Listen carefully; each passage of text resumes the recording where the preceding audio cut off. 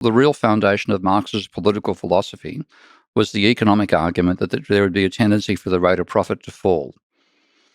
And that tendency for the rate of profit to fall would lead to capitalists battening down on workers harder, paying them less than their subsistence, a revolt by workers against this, and then you would get socialism on the other side. So what he called the tendency for the rate of profit to fall played a critical role in his explanation for why socialism would have to come about.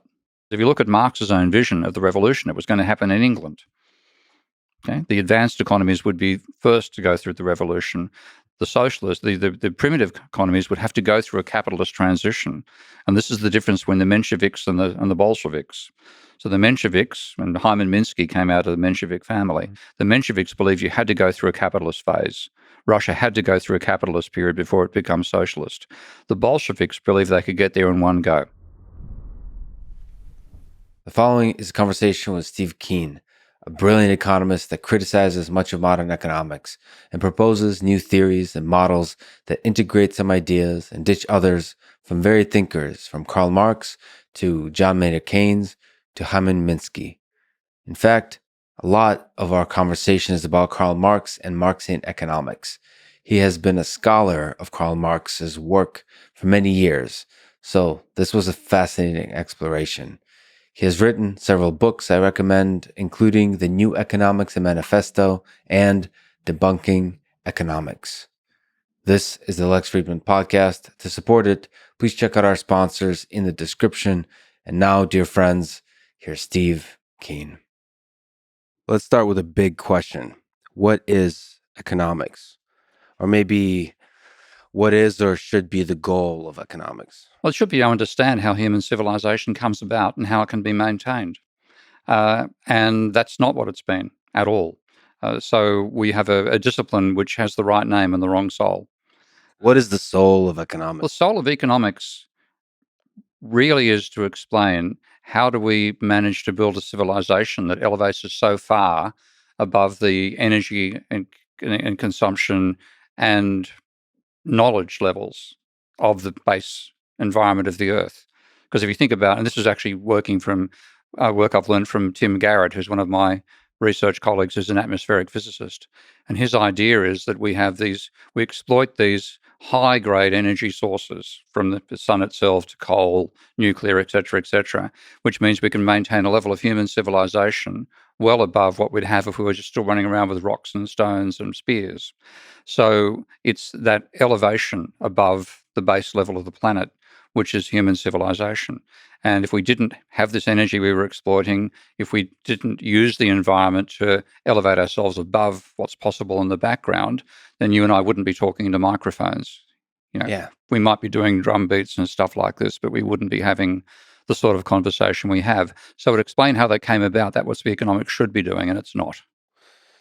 So this is the greatest thing that the Earth has ever created, is what you're saying, this conversation? Yeah, we're the most elaborate construction on the planet. And that's not what we've done. We've denigrated the planet itself. We don't have respect for the fact that life itself is an incredible creation. And my ultimate, if I had to see how humanity is going to survive what we're putting ourselves through, then we'd have to come out of it as a species which sees its role as preserving and respecting life.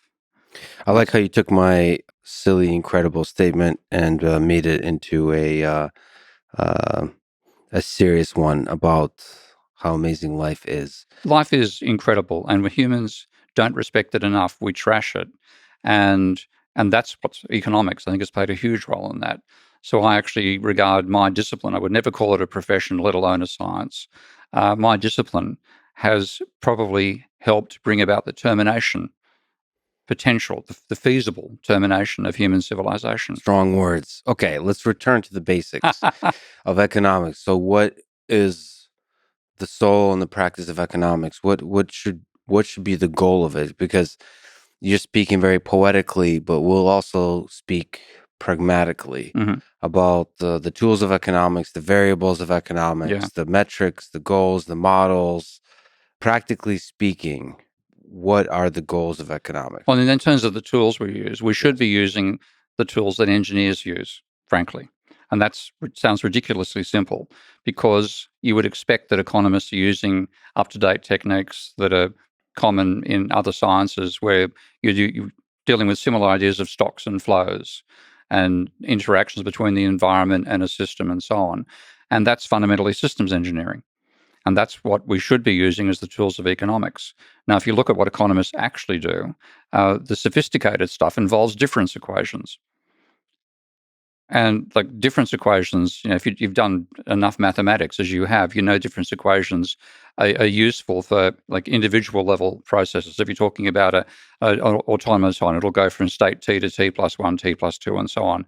But not when you're talking at the aggregate level. There you use differential equations to measure it all. Economists have been using difference equations. So there's like a book, I think it's by Sargent and one other, called Advanced Methods in Economics Using Python, 2-volume set. It's about close to 2,000 pages, and 4 of those pages are on differential equations. The rest is all difference equations. So they're using entirely the wrong mathematics to start with. For people listening, what is difference equations versus differential Okay, equations? a difference equation is like you can do in a spreadsheet. You'll have, this is the value for 1990, this is the value for 1991, 92, 93, 94. So you have discrete jumps in time. Whereas the differential equation says there's a process moving through time, and you will have a rate of change of a variable is a function of the state of itself and other variables and rates of change of those variables. And that is what you use when you're doing an aggregate model. So if you're modeling water, for example, or fluid dynamics, you have a set of differential equations describing the entire body of fluid moving through time. You don't try to model the discrete motion of each molecule of H2O. So at the aggregate level, you use differential equations for processes that occur through time. And that's economics. It occurs through time. You should be using that particular technology. But some economists do learn differential equations, but they don't learn stability analysis. So they simply assume equilibrium is stable, and they work in equilibrium terms all the time. And that it is the technical level. It's an incredibly complicated way of modeling the world using entirely the wrong tools.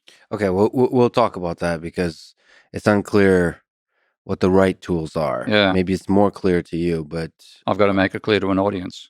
well, so this is a very complicated world. It's a complex world. You talk about some of the most complex systems on Earth are the human mind, the economy, and the biosphere. Yep. So we'll go. We'll go to that place. I'm fascinated by complex systems. I'm humbled by them, even at their simplest level of like cellular automata. I'm not sure what the right tools are to understand that, especially when part of the complex system is like a hierarchy of other complex systems. Yep. So you said the economy is a fascinating complex system, but it's made up of human minds, and those are interesting. Those are interesting, perhaps impossible to model, but we can try to figure out how to approximate them, and maybe that's the challenge of economics. Okay, we'll keep returning to the basics. Let us try to learn something from history. I also see as part of economics is us trying to figure out stuff, and there's a few smart folks that write books throughout human history, and sometimes they name schools of economics after them. So let us take a stroll through history. Okay. Can you describe at a high level what are the different schools of economics, perhaps ones that are interesting to you, perhaps ones that the difference between which reveal something useful or insightful for our conversation? Okay. So, you could, neoclassical, post-Keynesian, Austrian, I like the biophysical economics, and so on, other heterodox economic schools that you find interesting. Okay. I actually find interesting a school which went extinct about 250 years ago. That's where I'd like to start from. And they're called the Physicocrats. And the name itself implies where their knowledge came from, because if you go back far enough in history, we didn't do autopsies.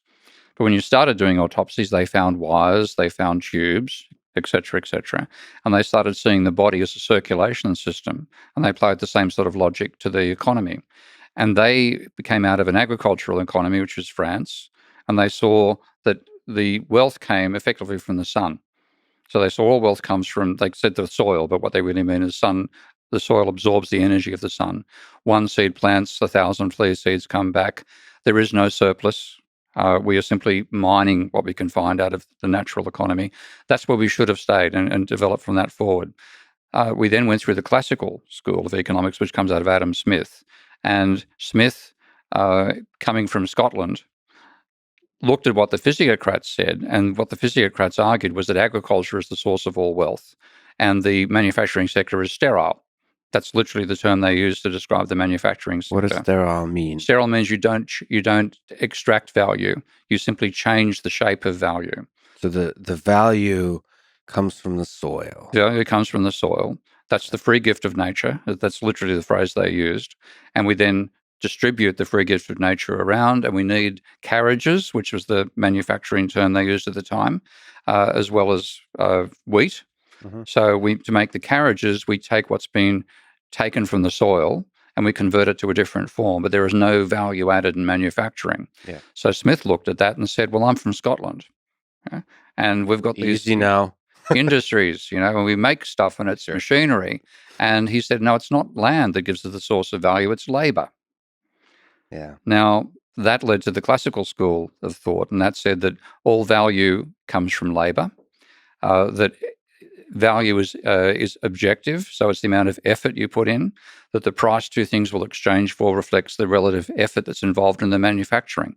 So this computer takes 2 hours to make, and this bottle takes 2 minutes to make, then this is worth 60 times as much as that. Okay, they didn't talk about marginal cost. It was absolute cost, effectively. They didn't talk about utility as a subjective thing. They ridiculed subjective utility theory. That led to Marx. And Marx is probably the most brilliant mind in the history of economics. The only other competitor I'd see is Schumpeter, possibly Keynes. But in my terms of ranking of intellects, it would be Marx, Schumpeter, Keynes in terms of the outstanding capacities to think. But Marx then turned that classical school, which was pro-capitalism and anti-feudal, into a critique of capitalism, which led to the neoclassical school coming along as a defense of capitalism. But they defended it using the ideas of the subjective theory of value, so that value does not reflect effort. It's the satisfaction individuals get from different objects that determines their value, marginal utility. It's the marginal cost that determines how much they sell for. Capitalism equilibrates marginal cost and marginal utility. And the concepts of equilibrium and marginal this and marginal that became the neoclassical school. And that's still the dominant school now 150 years later.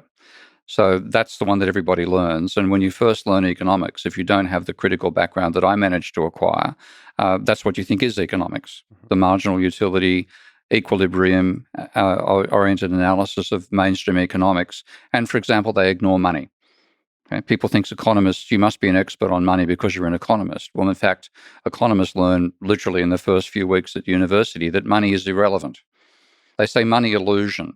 So they represent people's tastes using what they call indifference curves, and they're like isoquants on a weather map. If you look at an isoquant, it shows you all the points of the same pressure. So you can be here or you can be in Denver, and the air pressure can be the same if you're in the same weather unit. So you just draw a cell that links together. Well, they do the same thing with utility and say lots of bananas and very few coconuts can give you the same utility as lots of coconuts and very few bananas. And you draw basically a hyperbola running down and linking the two. And they'll say, well, that's your utility. That describes your tastes. And then we have your income. And given your income, you can buy that many bananas completely, or that many coconuts, or a straight line combination of the two. And then if we double the nominal price of coconuts and double the nominal price of bananas and double your income, what happens? And the correct answer is, nothing, sir. You stay at the same point of tangency between what your budget is and which particular utility curve gives you the maximum satisfaction. So that gets ingrained into them, and they think anybody who worries about money suffers from money illusion. You are therefore ignorant of the deep insights of economics if you think money actually matters. So you have an entire theory of economics which presumes we exchange through barter. Like I'll swap you that Microsoft Surface for actually I'll take two of those for one of these. We do this bartering type arrangement. In fact, that only works if money plays no creative role in the economy. And that's where you'll find, reading Schumpeter, the insight that's the school of thought that I come from, that says money is essential. Money actually adds to demand, and we'll talk about that later on. So that's the neoclassical school that ends up being subjective theory of value, uh, non-monetary, as though everything happens in barter, and focusing on equilibrium, as though everything happens in equilibrium. Or if you get disturbed from equilibrium, you return back to it again. And that mindset describes capitalism. Its most interesting feature is that it reaches equilibrium. Now, what planet are we on to believe that? Because if you look at the real world, the real exciting world of capitalism in which we live, change is by far the most obvious characteristic of it. There's no equilibrium. There's no equilibrium. It's unstable. And as a mathematician, it's easy to, you work with stability analysis. You work out what the Jacobian is, you work out the Lyapunov exponents in a complex system. You're used to the idea that equilibrium is unstable. But economists get schooled into believing that everything happens in equilibrium, and they don't learn stability analysis. So all that stuff is missing. So onto the schools of thought, treating the economy as an equilibrium system, which was what the neoclassical school did, is what Keynes disturbed. And he really disturbed it by talking about fundamentally that uncertainty determines our decisions about the future. So when we consume, if you like Pfizer or whatever particular drink we want to have, the current situation. But to invest, you must be making guesses about the future. But you don't know the future. So what do? You extrapolate what you currently know. And that's, as you said, this is a terrible basis on which to plan for the future. But there's the only thing you can do where there is no possibility of solid calculation. So investment is therefore subject to uncertainty, and therefore you will get volatility out of investment. You will get fads, of course, booms and slumps coming out of that because people extrapolate forward the current conditions, and that's the normal state of a capitalist economy. And Schumpeter argued that that's what gives it its creativity as well. The fact that you can perceive a potential demand, but you don't. First of all, you don't know whether that demand's going to work. Secondly, you don't know who your competitor's going to be, whether somebody's going to be ahead of you or behind.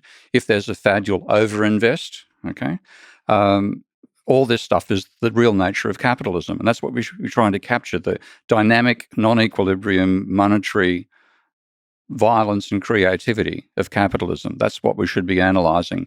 And the post-Keynesian school has gone in that orientation. They've been, in my opinion, inhibited by learning their mathematics from neoclassical economists, so they don't have enough of the technology of complex systems. There's only a really tiny handful of people working in complex systems analysis in post-Keynesian economics, but that is, to me, the most interesting area. So their tools may be lacking, but they fundamentally accept the instability of things. That's right. And so that's what makes them interesting. So let me try to summarize what you said, and then you say how stupid I am. Okay, so then there was the physiocrats that thought value came from the land. Yep. Then there's Adam Smith, who said, nah, value comes from human labor. That was the classical school. And then neoclassical is value comes from like bananas and coconuts, the human preferences. Yep. Like human happiness, how happy a banana makes you. And then the Keynesian and the post-Keynesian were like, yeah, well, you can never, the moment you try to put value to a banana and a coconut, you're already working in the past. Yeah. It's always going to be chaos and stability, and then you're fishing in uncertain waters, and we have to embrace that and come up with tools that model that well. And also Joseph Schumpeter, what school would you put him under? Is he a Keynesian or is he Austrian economics? He's an Austrian. The Austrians deny. Okay, so that's the intriguing. He's from Austria, but He's not an Austrian economist. There are elements of the Austrian school of thought which are worthwhile. What is Austrian economics in this beautiful whirlwind picture that you painted? Okay, Austrian economics grew out of the rebellion against the classical school. So you had three intellects who mainly led the growth of the neoclassical school back in the 1870s. It was William Jevons from England, Menger, who's from Austria, and Walras from France.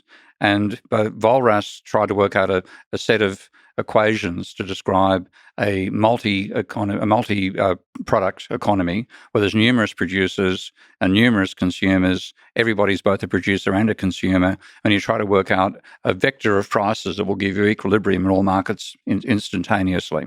And that's his equilibrium orientation. Jevons is also on about equilibrium, but he worked more at the aggregate level. So there's a supply curve and a demand curve, and that's what Marshall ultimately codified. Menger was pretty much saying that, well, yes, there might be an equilibrium, but you're going to get disturbed from it all the time. You'll be above or below the equilibrium. And what came out of the Austrian school was an acceptance of that sort of vision that a market should reach equilibrium, but then said, well, you'll get disturbed away from the equilibrium. And that's what gives you the vitality of capitalism, because an entrepreneur will see an arbitrage advantage and try to close that gap. And that will give you innovation over time. And Schumpeter went beyond that and saw the role of money and said that an entrepreneur is somebody with a great idea and no money. Yeah. Okay. So to become a capitalist, you've got to get money. And therefore, you've got to approach the finance sector to get the money. And the finance sector creates money and also creates the debt for the entrepreneur. And so you get this financial engine turning up as well. And you will get movements away from equilibrium out of that. You won't necessarily head back towards the equilibrium.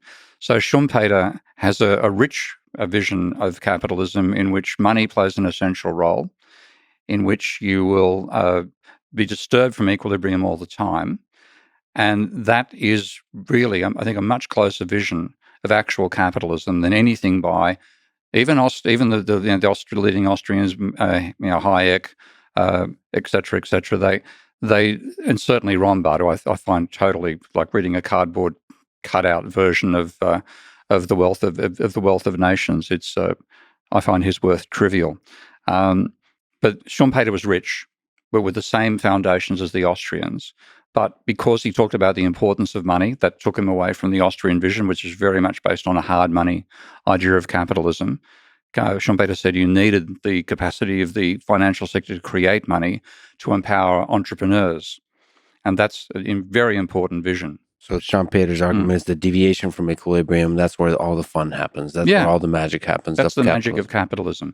And like the Austrians, because they focus on the deviation from equilibrium, are better than neoclassicals. But they still have this belief in you'll reach equilibrium ultimately, or you'll head back towards it. Whereas they don't have an explanation of capitalism that gives you cycles apart from having the wrong rate of interest. Okay, so there's no role for an accumulation of debt over time. So what Schumpeter gave us was a vision of the creativity of capitalism being driven by entrepreneurs who are funded by money creation by the finance sector. And that's fundamentally the world in which we live. So there's also kids these days are all into modern monetary theory. What's that about? Okay. Modern monetary theory is accounting. I want to summarize it bluntly. It's simply saying, let's do the accounting, because what money is a creature of double entry bookkeeping. Okay. What's double entry bookkeeping? Banks, this was invented back in the 1500s in Italy. I've forgotten the particular merchant who did it, based on some Arabic ideas as well. But the thing is, if you want to keep track of your financial flows, then you divide what all the financial claims on you, you divide into claims you have on somebody else, which are your assets, claims somebody else has on you, which are your liabilities, and the gap between the two is your equity. So you record every transaction twice on one row. Okay, so for example, if you and I do a financial transfer, you have a bank account, I have a bank account, your bank account will go down, mine goes up, okay? And that's the sum of the operation is zero. Okay. But on the other hand, if I go to a bank and borrow money, then my account goes up. They put money in my deposit account. The bank's assets go up. Okay. And there's still the same sum applies. Assets minus liabilities minus equity equals zero.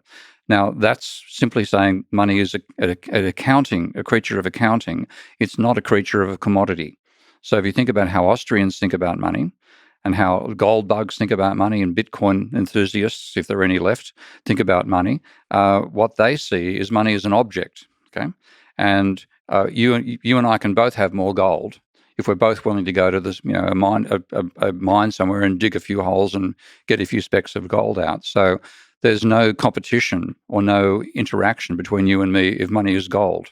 And they think money should be an object, a commodity.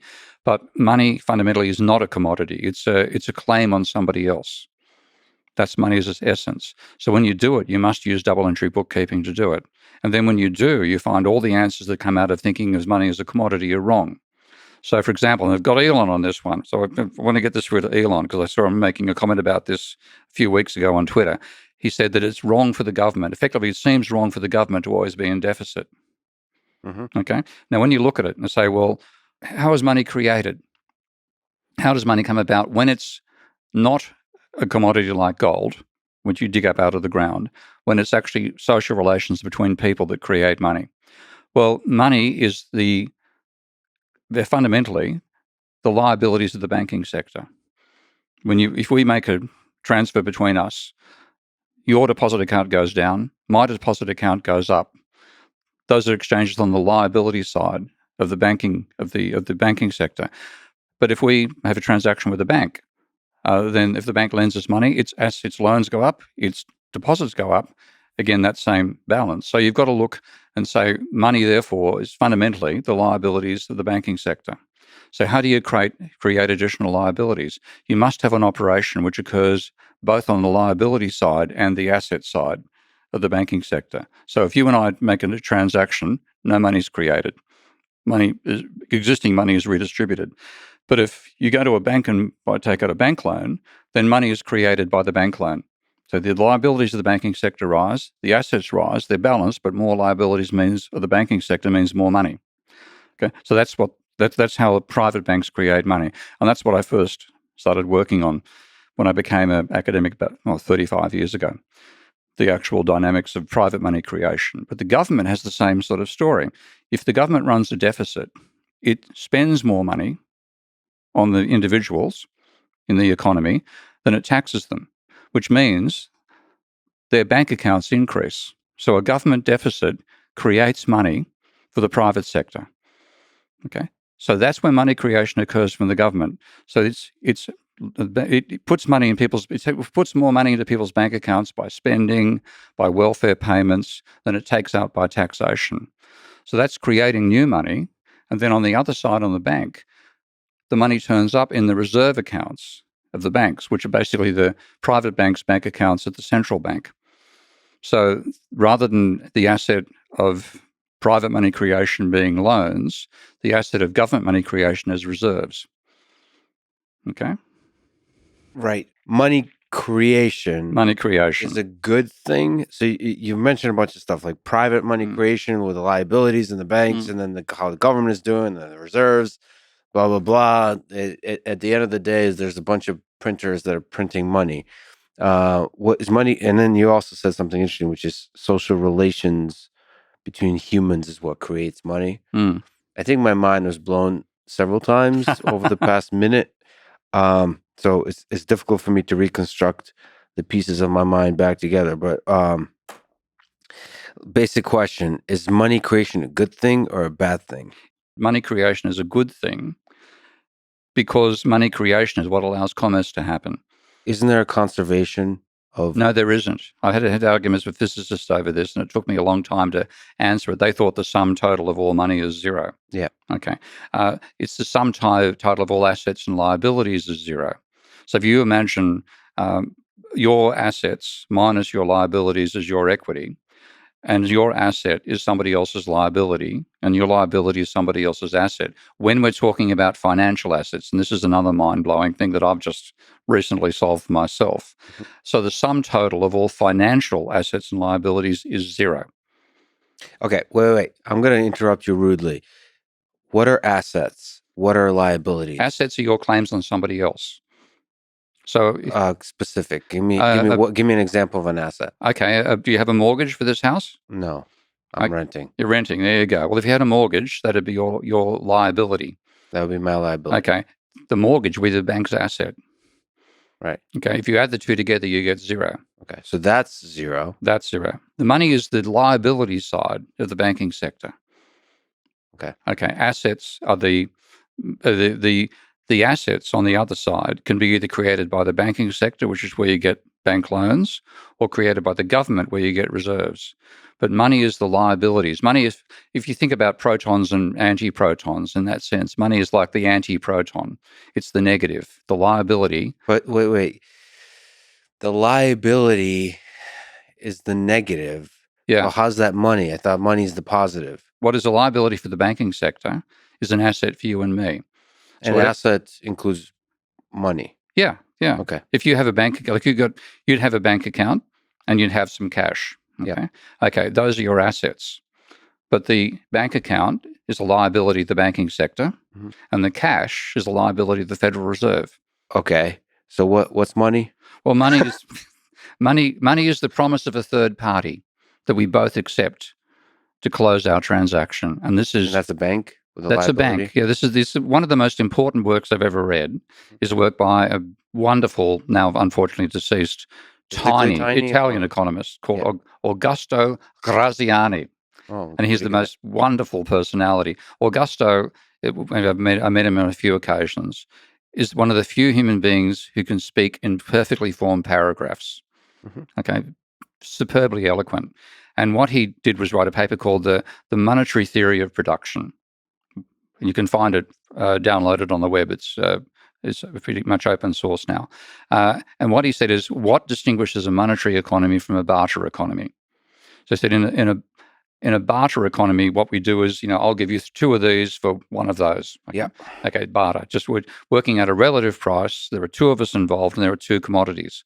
So with money is a triangular transaction. Okay, there is one commodity. I want to buy that can of drink off you. Two people, and the price that's worked out ends up being in a transfer from the promises to pay the bank that the buyer has to the promises to pay the bank that the seller has. So so what you have is a monetary transaction in a capitalist economy involves three agents: the buyer, the seller, and the bank. So the bank always has to be part of it. Well, the bank has to be part of it. When I hand you the money, you accept that as you've now got, rather than it's the bank promising to pay me something, it's now the bank promising to pay you something. And we exchange the promises of banks, and that's fundamentally money. So money is fundamentally a threesome, and everybody gets fucked. Is that a good way to put it? No. At least, I'm just kidding. Now I can use French in this conversation. That's good. That's not French. That's a different language. I'll explain it to you one day. But you Australians will never understand. Okay. If I can return to, we'll jump around if it's okay. Oh, that's fine. Yeah. So you mentioned Karl Marx as one of the great intellects, economic thinkers ever. Yeah. He might be number one. You study him quite a bit. You disagree with him quite a bit. Yep. But you still think he's a powerful thinker. A powerful mind. Yeah. A powerful mind. So first of all, let's just explore the human. Why do you say so? What's interesting in that mind? In the way he saw the world? What are the insights that you find brilliant? Marx once described his major work as towards a critical examination of everything existing. Okay. So he's a modest bastard. Yeah. So he wanted to understand and criticize everything. Yeah. And even he wasn't trained directly by Hegel, but his teachers were Hegelian philosophers. And what Hegel developed was a concept called dialectics. And dialectics is a philosophy of change. And when most people hear the word dialectics, they come up with this unpronounceable trio of words called thesis, antithesis, synthesis. I can barely get the words out myself. Yep. And that actually is not Hegel at all. That's another German philosopher called Fichte. Oh, Fichte. I thought it was Kant. No, Fichte. Well, I'm not sure. I mix them up. All Germans look the same to me. Yeah. So, but if you look, there's a beautiful book called Marx and Contradiction. If you want to find a great explanation for Marx's philosophy, I've forgotten the author. I think it's Wilde, Wilde, Marx and Contradiction. And he points out the actual origins of Marx's philosophy. Well, I didn't know that when I first read Marx. So I became exposed to Marx when I was a student at Sydney University, and we'd had a strike at the university over the teaching of philosophy. And what happened was the philosophy department had a lot of radical philosophers in it and a conservative chief philosopher. And the radicals wanted to have a course on what they called philosophical aspects of feminist thought. Mhm. And the staff voted in favor of it. This is back in the days when university departments were democratic. The professor opposed it. He got it blocked at a high level. The staff leapfrogged over that. And then finally the vice chancellor blocked it. So that led to a strike over the teaching of philosophy at Sydney University, which at one stage over half the students were on strike. Okay, Wow. economics began out of that. Over teaching of a philosophy of Yes. feminism. Yes, God, it's good to be. that's such a different life to what we're living now. But that's the academic milieu in which I developed all my ideas, and I had become a critic. I've gone from being a believer of mainstream economics when I was a first year student to disbelieving it halfway through first year. Mhm. Okay, and I then spent a long time trying to change it, getting nowhere.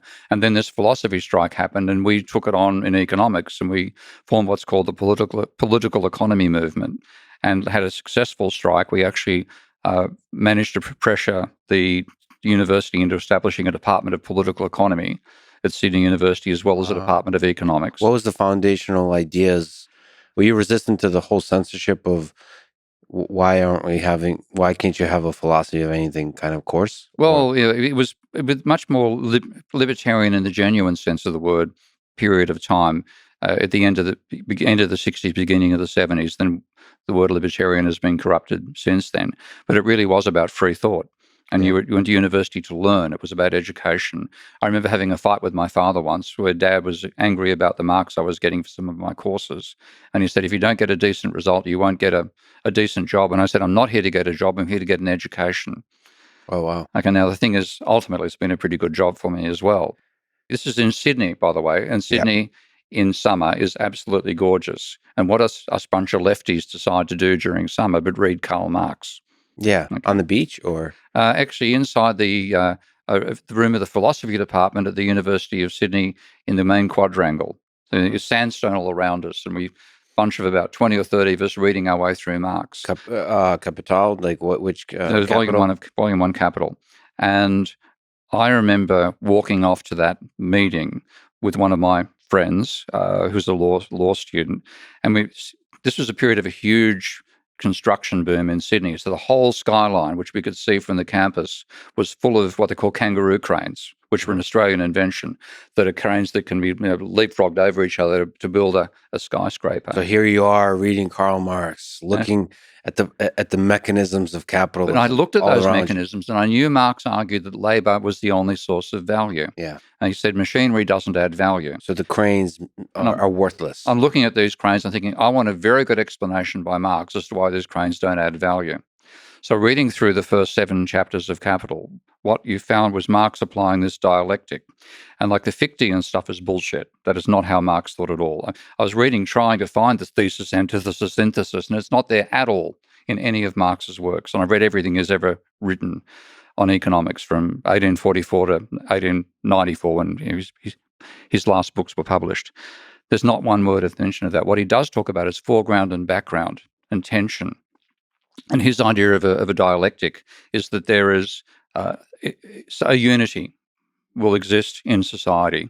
And that unity can be an individual, it can be a commodity, anything at all. The unity will be understood by that society. One particular aspect will be focused upon. So if you think about the human being in capitalism, the focus on the human being as an object is their capacity to work. You're a worker, okay? That's put in the foreground. The fact that you're human and you want to play a guitar and go surfing and make love and all the other things that humans do is pushed into the background. So there's a tension between the two of those. And that can transform that unity over time. And that's a beautiful dynamic vision of change. So dialectics is a philosophy of change. So synthesis, antithesis is what does every idea have a counter argument? Yeah. There's a positive and negative, and you bring them together somehow. And then Marx has this foreground, Foreground, background, background, and intention. foreground is all what we think of as economics, and background is all the lovemaking that we do as humans. That sort of thing. And why is there a tension? Well, because you imagine, if you imagine the unity, like if you take a human in any previous, like to go back to Cro-Magnon days when we're living in caves and Yep.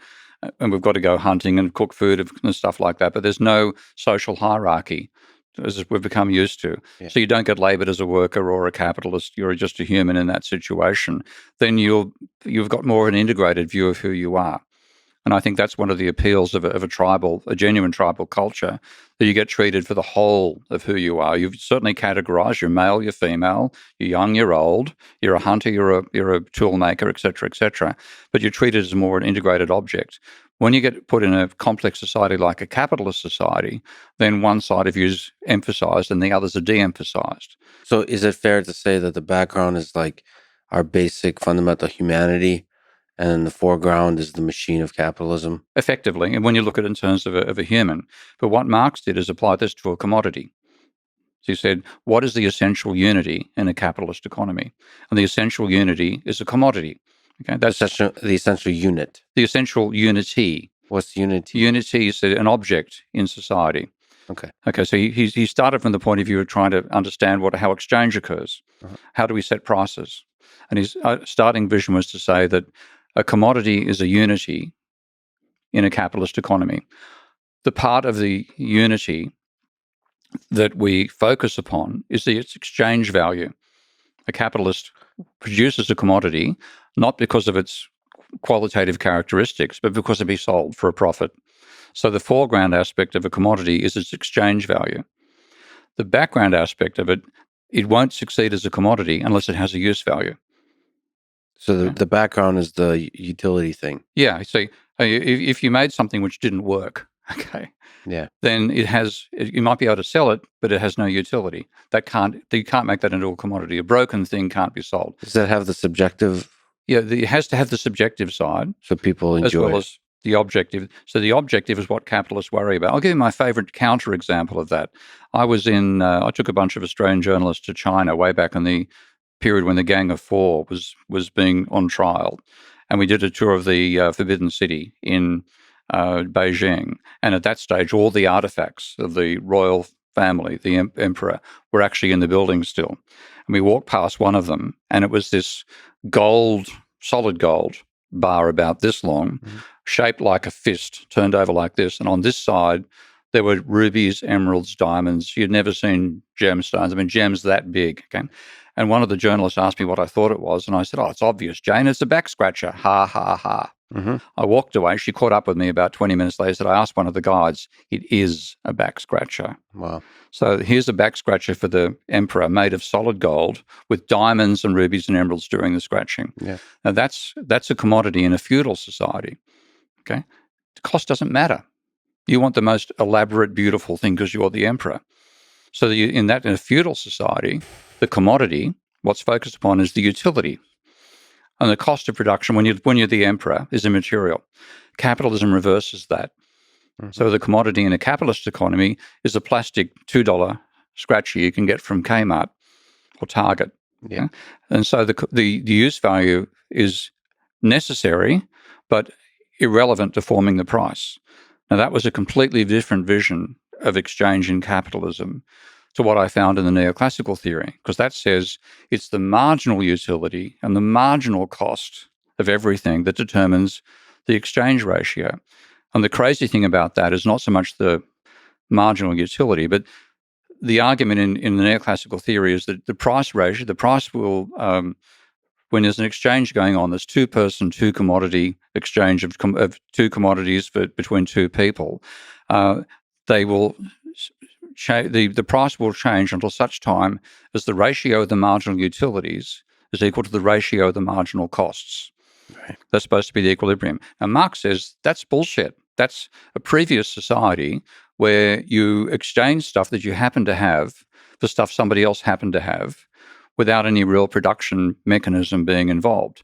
And he said that's like when you have two tribes meeting for the very first time, and one tribe can make something the other tribe can't make, and they will therefore the price they were willing to pay will reflect how unique this other object is that this one tribe can make and the other can't. So, for example, the story of Manhattan being sold for 40 glass beads. It's actually 40 glass trading beads. I believe it is a true story. But the thing is, the Indians couldn't make glass beads. So they valued the glass beads at the island of Manhattan, which is a utility-based comparison. And what Marx said, that's the very initial contact. Over time, even if you don't know the technology, over time you start to realize how much work goes involved to making what they're selling you versus what you're selling to them. And you start making stuff specifically for sale. So, Elon's not losing personal utility each time a Model 3 goes out the door. He get utility out of the fact that he's created that vehicle, that concept, and manufactures it and so on. But he's not losing utility each time a Model T Ford goes out the door, for going back for the ancient commodity there. So the utility plays no role in setting price in Marx's model, whereas it's essential in the neoclassical model. What's the difference between utility and marginal utility? What does the word marginal mean, and why is it such a problem? It turns marginal utility, the utility itself has different meanings in the two schools of thought. If you take the classical school of thought, which when Marx comes from, utility is effectively objective. So the utility of a chair is that you can sit in it, not how comfortable it makes you feel. Yeah. Okay, now if you think about the utility of the chairs we're both sitting in, they're identical from a classical point of view. We're both sitting, okay? Yep. But from a neoclassical point of view, it's how comfortable it makes you feel. And that depends upon your subjective feelings of comfort. You might be far more comfortable in the identical chair that I'm sitting in than I am. Yeah. And therefore the comparison is difficult. And therefore working out a ratio involves you've got to decline each time you give away a chair in exchange for an iPhone, you have a fall in your utility, okay? But and then therefore you want a higher return because you're losing more utility each time. The more chairs you give away, the less utility you're getting from chairs. So there's a decline in your utility. That's your marginal utility. So it's including your subjective valuation in setting the price. And what Marx pointed out is this is a caricature of actual change in a capitalist economy, because we have in a capitalist economy huge factories turning out huge quantities specifically for sale. They've got no utility to the seller unless they're sold. Okay, so it's a very different vision of how price is set, and Marx used that to explain where profit comes from, but he made a mistake. And his argument was that talking about a worker as now your unity, this foreground, background tension thing. The foreground is that you hire a worker for their cost of production, and the cost of production is a subsistence wage. Okay, the utility to the buyer is the fact that they can work in a factory.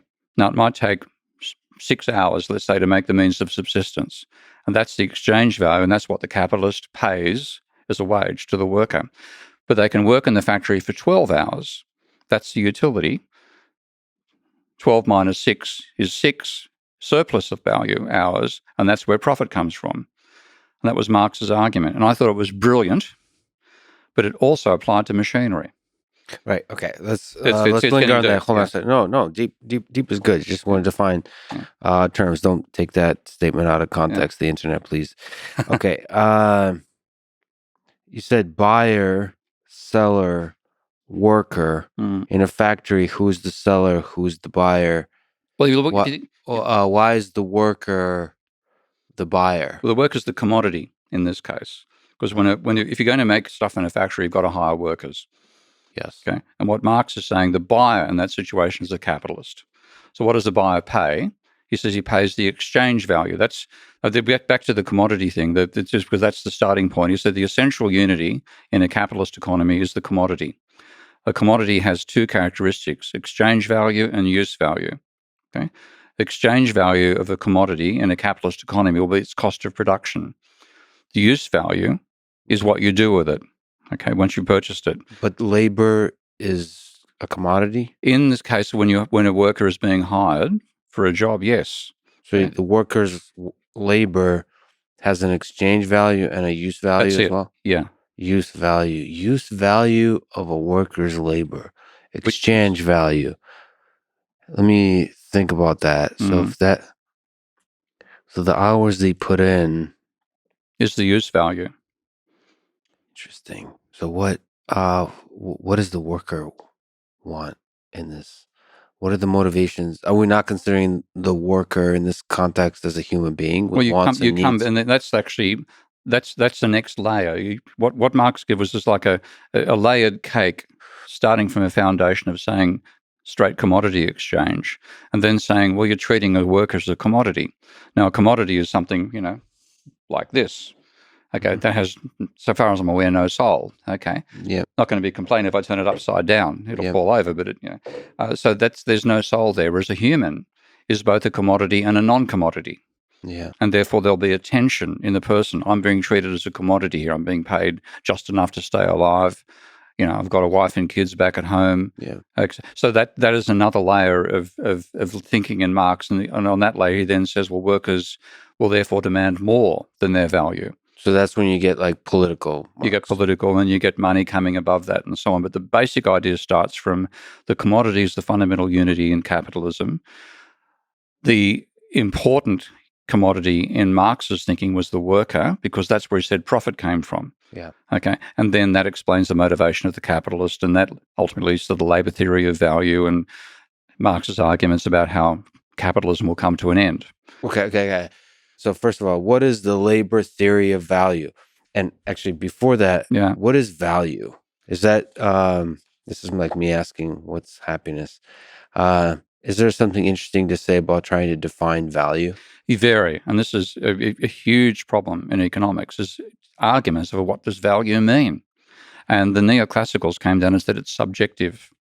It's value is whatever you get out of it. It's your personal evaluation of something, your personal feelings. So they've got that very subjective idea of value. Whereas the Marxists, and being inheritors of the classical school, talked in terms of objective value. So the value is the number of hours it takes to make something, or the effort. The value is the effort that goes into making something in the classical school. Well, that's just like one measure of objective. Where do you fall? Huh? Where do you fall? I fall on Subjective versus objective spectrum. I think you have to have the capacity to move between one and the other in a structured way. Model of value. Yeah, well, my base model is the objective. Okay, Yeah. But above that, as soon as you start talking, you did about the worker, for example, then you get involved in the subjectivity, because a worker will be angry, and justifiably so, about being treated as a commodity. Because I'm not a commodity. I'm a human being. Okay, Yeah. and that's where Marx saw political organization coming from. So, and that's subjective now. And then when you get to money itself, Marx actually said, well, what's the value of money? Now, if you use an objective theory of value, you would say, well, the cost of money, the value of money is its cost of production. What's the cost of producing $1? It's about 2 cents. So he said it can't be. The value of money cannot be its cost of production. Or the must value, I think if I remember the phrase properly, almost is value here as it must mean the effectively uncertain expectations or subjective valuation.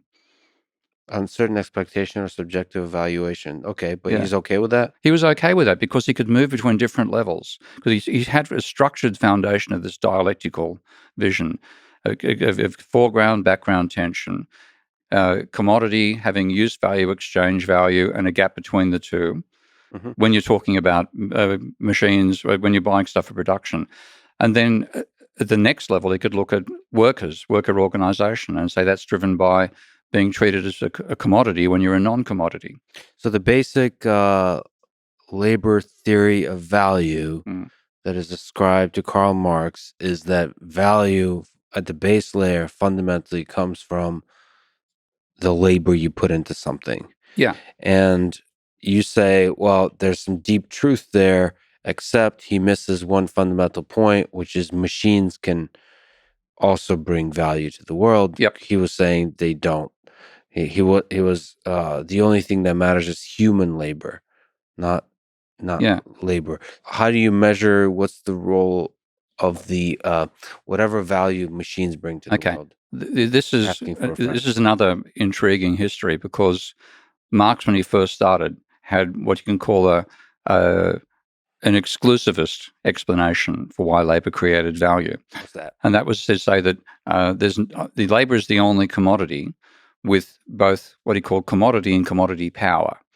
So you have labor and labor power. Labor is the, and I get fuzzy about this, I haven't read it for something like 30 years, but labor has both commodity and commodity power. The commodity is you can buy labor, which is the means of subsistence. Labor power is the capacity to work inside a factory. There's a difference between the two. Therefore, that difference will give rise to surplus. And there's no other commodity that has this essence of commodity and commodity power. Mhm. So that was his exclusivist argument. In the middle of the 1857, he was visited by a guy called Otto Brauer in his home in Chelsea. And Otto returned to Marx a copy of Hegel's phenomenal, I think it's called Phenomenology of Right. I haven't read it, but that's the book. And Marx was then at that stage reading through all the classical theorists again. And suddenly he read Hegel again. And if you know Hunter S. Thompson, Of okay, course. okay, Who doesn't know who Hunter doesn't? S. Thompson? Somebody who hasn't had enough drugs, obviously. Yeah. But Hunter S. Thompson, He you can comes to you in a dream after you take your first puff of mescaline or whatever. and you can, And of course, we've all. if you know your drugs well enough, you can tell, okay, he's stoned, okay, he's on cocaine, Well, Marx suddenly, his writing style in the middle of a book called The Grundrisse completely changed. He switched from weed to cocaine. He switched from Ricardo to Hegel. Okay. And what in Ricardo, he had this exclusivist argument about labor, and suddenly Hegel is back talking in terms of dialectics, not actually using the word, but foreground and background and tension. And then that's where this use value, exchange value, tension thing came from, is rereading Hegel 13 years after he stopped reading philosophy. Because made in 44, he was reading just the economists. So you're saying Karl Marx is human after all? He's human. He could be I would influenced. love to have a beer with Karl for a wine. For Karl? He's Karl to you? He's Mr. Marx to me. He'd be Karl to me, I'm afraid, after all these years. Yeah. You've had quite a journey together. So that's where, after Hegel, his interpretation of the dialectic comes in the form of foreground and background. And then on page 267 of the Penguin edition of the Grundrisse, literally, your memory, 1.5 pages long footnote. It's pretty hard to forget, because when I did this, when I first read Marx way back when I was how old was I? 20. Okay. I tried to explain my explanation of Marx's use value, exchange value stuff to my colleagues in this philosophy discussion room at Sydney University during a beautiful summer that we are inside concrete sandstone walls discussing Marx. And I went to say, look, the use value, exchange value argument can be applied to a machine. What's the exchange value of a machine? It's cost of manufacturing it. What's its use value? Its capacity to produce goods for sale. No relation between the two. There'll be a gap. A machine can be a source of profit. Now, I said that and I got laughed at. I quite literally laughed at. So when I went back to university 13 years later to do my master's degree, I chose to read through and find in Marx where he first came across this insight. So my first master's thesis failed, by the way, and justifiably so. Okay? I was learning, I didn't know the level of academic discourse necessary. I had an advisor who didn't understand what I was writing. He got me to write for his new Keynesian audience, and it was a mess, and it got failed. So I got rid of him. Did it get failed because, why do you think? It wasn't a good thesis. I didn't know the level. It was written for an audience my supervisor thought that I should be writing for, and it was a mess. And so I met another guy, Jeff Fishburn, as a lecturer at New South Wales University, and Jeff was open-minded. He was not a conventional neoclassical thinker, and I realised I'd throw out the half that Bill had got me to do, focus just on Marx. And so I decided to read Marx in chronological sequence from his very first works of economics, which are called the Economic and Philosophical Manuscripts of 1844. And he wrote those in a garret in Paris after he'd been expelled from Prussia. And so he decided to read having been an expert on philosophy and regarded as towering intellect of Hegelian philosophy in Prussia, but driven out because he was a radical. He ended up running a newspaper, or writing for a newspaper, and he was reporting about the eviction of peasants from the forests, taking away their feudal rights.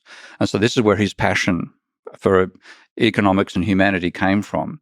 And he was a poet as well. I mean, he wrote love poetry to Jenny von Westphalen. That's his first published works were pretty much in poetry. He was a rouseabout. He was, a wild character. We'd probably fight like crazy, I imagine, if we met. Over the beers. I'm slightly, even though I can be, I can get involved in an argument like nobody's business. No, really? No, really. But I'm a bit more peaceful of personality. Oh, you think Marx is feistier than you? He was feisty, but he could be arrogant. Like I've got an intellectual arrogance. I've come to accept that. But there's like a fundamental humility to you. Yeah. You're saying Marx is has ego that's a hard bit to too control. big ego. Yeah. I'm guessing. I mean, I'm never going to meet him. Well, the beard says ego to me. The beard is huge. Yeah, that's huge. Okay, so this is interesting. So you went chronologically right through his works. The development of the human being through his works. Yeah, and I was trying to find the point at which he discovered this use value, exchange value idea. And it occurs in a footnote on page 267 to 268 of the Penguin edition of the Grundrisse, which his notes he was taking, literally not meant for publication, literally sitting at a stall inside the British Museum, I think, reading all the classical authors in chronological sequence, and then somebody throws Hegel at him, and suddenly he's talking in Hegelian terms. And he suddenly says, is not, because this whole value issues, what is value? Is it exchange value, use value? How do they relate to each other? That's what he was thinking about. He said, is not use value, which was left out of the classical school, a fundamental aspect of the commodity? Is there not a tension between the use value and exchange value? Just so we're clear, in that context, use value is kind of the subjective thing. Exchange value is the objective thing. And Marx found a way to integrate the two. But he was focused on labor being the only thing that can generate both the use value and the exchange value. But no. If you look at the classical school, they focus on exchange value, objective. Look at the neoclassical, they focus upon use value, subjective, or they call it utility. So Marx, coming from the Ricardian tradition, basically dismissed the role of utility. And then when he reads Hegel, he's suddenly starting to think in terms of unities, and exchange value and use value is the unity of the commodity. And he thinks, well, I can't ignore use value. So rather than leaving it out completely, which is what Ricardo and Smith does, I've got to somehow bring it in. And this Hegelian insight occurs to him. And it's remarkable. I really recommend taking a look at the book, even just to look at that particular page, because what it would have been is shown as a footnote, but it would have been him saying, oh, wow. And he's asterisk, is not use value a fundamental aspect of the unity of a commodity? So in the notes, you see the discovery of an idea in the human mind. And it's beautiful. The integration of an idea. And he actually writes, does this have significance in economics, ? And then he probably went home that night and like that idea changed him. It changed him completely. Okay. Yeah. And from that point on, his writing was completely different. But he still had this idea from the Ricardian days of saying that labor is the only source of value, using an exclusive argument to say there's something unique about labor that explains why it's a source of value. But suddenly this insight occurs to him and he thinks, I can get a positive derivation. I can use use value and exchange value and the fact they're not related to each other as a dialectical tension to explain surplus value. And that's what he does. So he goes from a negative explanation of where value comes from to a positive explanation on that page of the Grundrisse. And he then triumphantly uses it to explain why labor is a source of value. You buy it for its exchange value. You use its use value. They're unrelated. The use value will be bigger. That's where profit comes from. Then he does exactly the same thing for machinery, about 30 pages on. He says, it also has to be contemplated, which was not done before. This is nice to himself, by the way. So it's written in a colloquial style, that the use value of a machine significantly greater than its exchange value. He actually left out the word is. Its use. This is it'd be a translation into English of the German. I'm sure. I don't know. I haven't seen the original notes. I'd love to see them. But he says he leaves out the word is. it also has to be contemplated that the use value significantly greater than its exchange value, i.e. that the contribution of the machine to production exceeds its depreciation. And that was an insight which undermined his explanation for revolution. Okay, can you say that again? Yeah. The cost of production exceeds its depreciation. Yeah. Is that okay? Can you linger on that? Well, what Marx argued, and you read this in Capital, and I read this in Capital when I first saw the contradiction in his own thought. He said that no matter how useful a machine is, whether it has took 100 hours to make or cost £150, it cannot, under any circumstances, add more to production than £150, which, in his old exclusivist logic, he could justify, and which in his modern, his post 1857 argument is bullshit. Can you steelman his case? Can we go to the mind of Marx and thinking, if a machine costs $100, it can't be ever bring more value than $100 to But the that world? contradicts his previous logic, because what he said is you'd have commodity is the essential unity in capitalism. Capitalism focuses upon the exchange value. That pushes the use value into the background, and there's a tension between the two. Yeah. What that means is the exchange value of a commodity sets its price. The use value is independent. He called them incommensurable. He literally used the word incommensurability between exchange value and a use value, whereas neoclassicals make them commensurable. So he's saying exchange value and use value are incommensurable. And that normally means that exchange value is objective, like the number of hours it takes to make something. Use value is subjective, how comfortable the chair is, the fact that you can sit in a chair. So that's incommensurability. But when you apply it in production, the exchange value of something is objective. It's how many hours it takes to make a machine or how many hours it takes to make the means of subsistence for a worker.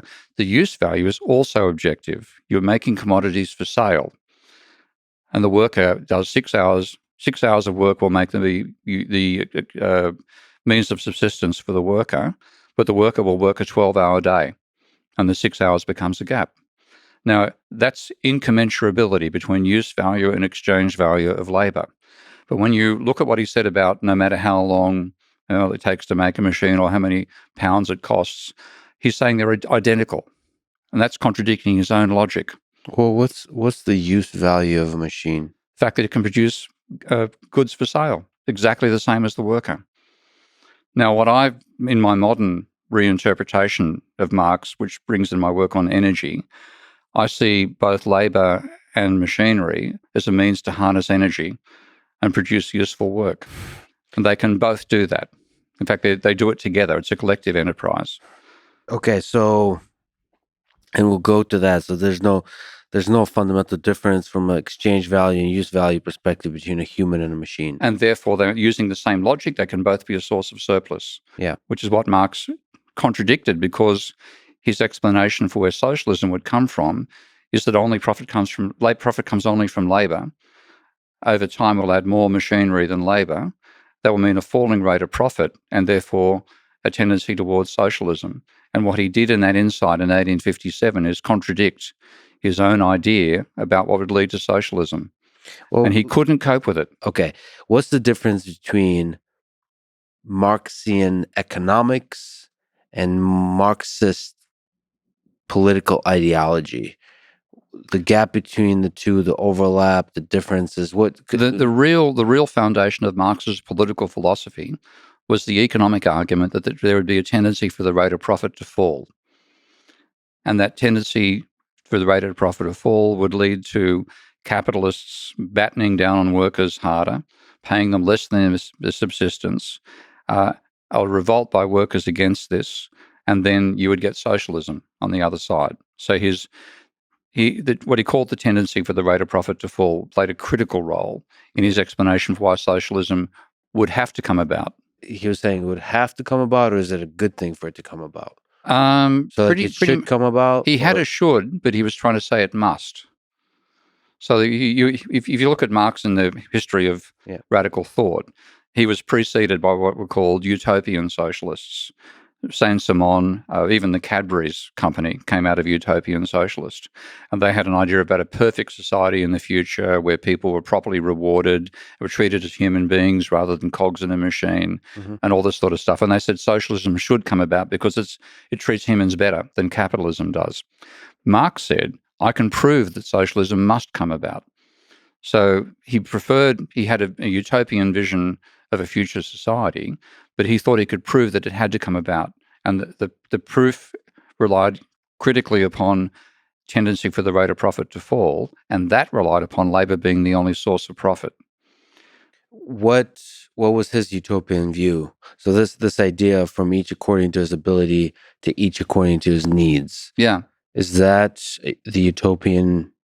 I think it's utopian in the context of our modern world. It says that you rather than being rewarded like Jeff Bezos gets enormous fortune, you get what you need, not what you want necessarily. All needs is fulfilled. It was a vision of utopia where you could be a fisherman in the morning, a poet in the afternoon, and a chef at night. Okay, that's paraphrasing one of his phrases. So he did have a utopian vision of a future society, and he did think human creativity would be much, much greater under socialism than it was under capitalism. He was wrong. So let's explore in different ways where he was wrong. You're saying there's a fundamental flaw in the logic, but also if we can explore the high level philosophical concepts of socialism too, like the dreams of a utopia. Yeah. So first of all, what is socialism? That's another loaded term. It is socialism, particularly in America, is a very loaded term. And what Americans call socialist is a large amount of provision of services by the state, which is commonplace in Europe. It's still moderately commonplace in my own home country of Australia, and that Americans will call public education socialist. It's a total parody of the word. Strictly speaking, what socialism meant is the public ownership of the means of production, no private ownership of the means of production. What is the means of production? Machine factories. So all the goods that are produced in factories, the means of producing the goods is owned by a centralized entity. Yeah, centrally planned. This is what actually was done under Gosplan under the Soviets. And even with collective farms as well. You no longer own your land. The state owns the land. You worked on the land. And this was supposed to be a utopia. Right. Now, it didn't turn out to be one. And we'll talk about maybe your ideas of why it didn't turn out to be one. So the fascists did the same? So is fascism also central? Fascism, so-called National Socialism. It's also a kind of socialism? So, yeah, but there was it wasn't public ownership. There was public direction. So the state would tell factories what to do, but there's still private profit. And a large part of why the Nazis succeeded was the extent to which they managed to co-opt major manufacturers in Germany. So it's direction versus ownership. It's a dictatorial. I mean, that's a very particular implementation. Yeah. So you have to consider the full details of the implementation, but it's basically dictator guided. Yeah. And if you want to take if you want to take a proper vision, then you have to say it's the ownership of the means of production by the state. Yeah. Okay. Versus the ownership by private. That rules out the Nazi period. To use the word that they're bastardizing as much as Americans do in the opposite direction. Well, what does ownership exactly mean? Well, it became incredibly complicated, and this is actually the best work on this is done by a recently deceased Hungarian economist called János Kornai. And Kornai tried to explain why socialism failed. Okay? Because why did socialism fail in your view, in his view, in János's view, in your view? I think János is 100% correct, and it's a brilliant piece of work. So I'm going to be really paraphrasing his view. And he imagined an ideal socialist society, and there wasn't a Stalin, there weren't purges, and you lived up to all the ideals that Marx had for socialism. So he said, but you do it in a context of an economy which is incredibly primitive, Russia. Okay, because if you look at Marx's own vision of the revolution, it was going to happen in England. Okay, the advanced economies would be first to go through the revolution. The socialist, the primitive economies would have to go through a capitalist transition. And this is the difference between the Mensheviks and the Bolsheviks. So the Mensheviks, and Hyman Minsky came out of the Menshevik family, the Mensheviks believed you had to go through a capitalist phase. Russia had to go through a capitalist period before it becomes socialist. The Bolsheviks believed they could get there in one go. Okay? Bypass the capitalist phase, do the development under socialism rather than under capitalism. And this is what Janos was actually analysing. You start from a primitive, feudal economy, very little industrialisation, and you want to jump to an advanced industrial society from that foundation. So he said what you have then for is a whole range of industries, all of which need as much resources as you can get for them. Okay, so you want to develop agriculture, mining, industry, every little division of it. They all have legitimate demands on the resources of the country and the state. That means that all your resources are fully employed and are probably overemployed. Okay? So you have a resource constraint in that society. The easiest way to cope with a resource constraint is to produce last year's commodity, not to innovate, not to make change. So what they will give you is, as you start to add, you invest, so you now have a beginnings of a steel industry, beginnings of a car industry, and so on. You start investing, but you continue producing the same product you made last year. And I have a perfect personal example of that, which I'll throw in now if you like. It's getting a pretty heavy conversation. I know my first major girlfriend had a brother who wanted to get a motorbike, but he couldn't afford a Honda or a Kawasaki. At the time, they cost about $3,000 for a 650cc Japanese motorbike. He found he could buy a Cossack for $650, $1 per cc. So I was there when it got per cc. This is in suburban Sylvania waters in Sydney. So this crate arrives with the Cossack motorbike inside it. So we take it apart. It's then got all these wooden palings. We have to pull off the wooden palings to open it up. Then there's oil-soaked rag over this thing, which is tied on a wooden base. Yeah. We take the oil-soaked rag off and we stare in all its glory in a 1942 BMW. Yeah. Okay, it was exactly the same as Steve McQueen in The Great Escape. So the Russians for 30 years were making the same bloody motorbike. It had a bicycle seat. Yeah. Okay. And that's how they cope. They just made the same damn machine every year. They said, so that's the outcome. You actually want the best possible world. You're trying to build as fast as possible. You're paying workers as high wages as you possibly can. And that leads to a world where you don't innovate. But he said capitalism, on the other hand, pure capitalist economy, you're trying to pay workers as little as possible. You have competitive industries. You're trying to take demand away from your rivals. You have Kawasaki versus Honda versus BMW, et cetera, et cetera. The way you get demand away from your competitors is by innovating. So what you will get is cycles and booms and slumps, but you'll innovate and change over time. So what you found was this huge gap between socialist volume production with no innovation and capitalism with innovation. So that was the fundamental failing that Janos Kornai saw. So why did socialism not innovate? Because if you go back to this famous historical incident where Khrushchev in the United Nations takes off his shoe and bangs the desk, says, "We will bury you." He literally meant, we're going to bury you in commodities. Yeah. We're going to produce more output than you are. And he was wrong. Because fundamentally, in the long term, to bury somebody in commodity production, you have to innovate.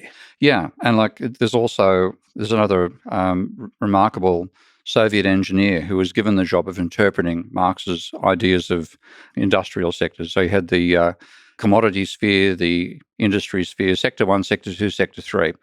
Sector 1 producing consumer goods, sector 2 producing capital goods, sector 3 producing luxury goods for capitalists. And so he had a 3-sector model of the economy, and he was talking about the dynamics between them.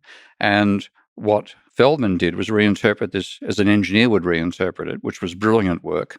So what he said was, you need to produce the means of production. If you want to grow quickly, you focus on producing the means of production rather than commodities. So you don't make cars, you make car factories. Okay, you make a few cars, but most of the effort goes into expanding how many factories you have. And what he did was do a mathematical model where you'd start off with very low levels of consumer good output, but then you would just go exponential. Okay. Now, I took a look at that back when I was doing my master's degree and the training in mathematics. I took Feldman's equations and then looked at what was actually driving it. Was he was imagining correctly a huge pool of unemployed labor. If you go back to the earliest stages of Soviet industrialization back in 1917, post the First World War, you had all these unemployed workers, you had all these peasants you could take off the land and put into factories. So you had a huge supply of workers. What you had to do was build the factories. So you're building the factories, but at a certain point you exhaust the supply of lowly employed or unemployed labor. And so rather than having this exponential takeoff, you hit a ceiling. And then you can only grow as fast as the population because you're not innovating. Okay? So that's what actually hit the Soviet system. And it's why they never buried the West in consumer goods, and instead why Eastern consumers looked in envy at the goods being purchased by their Western people. They said, if that's exploitation, we want exploitation. So, okay, there's a lot of interesting stuff to ask here, which is, so Marx's vision for the socialist utopia is you have to go through capitalism.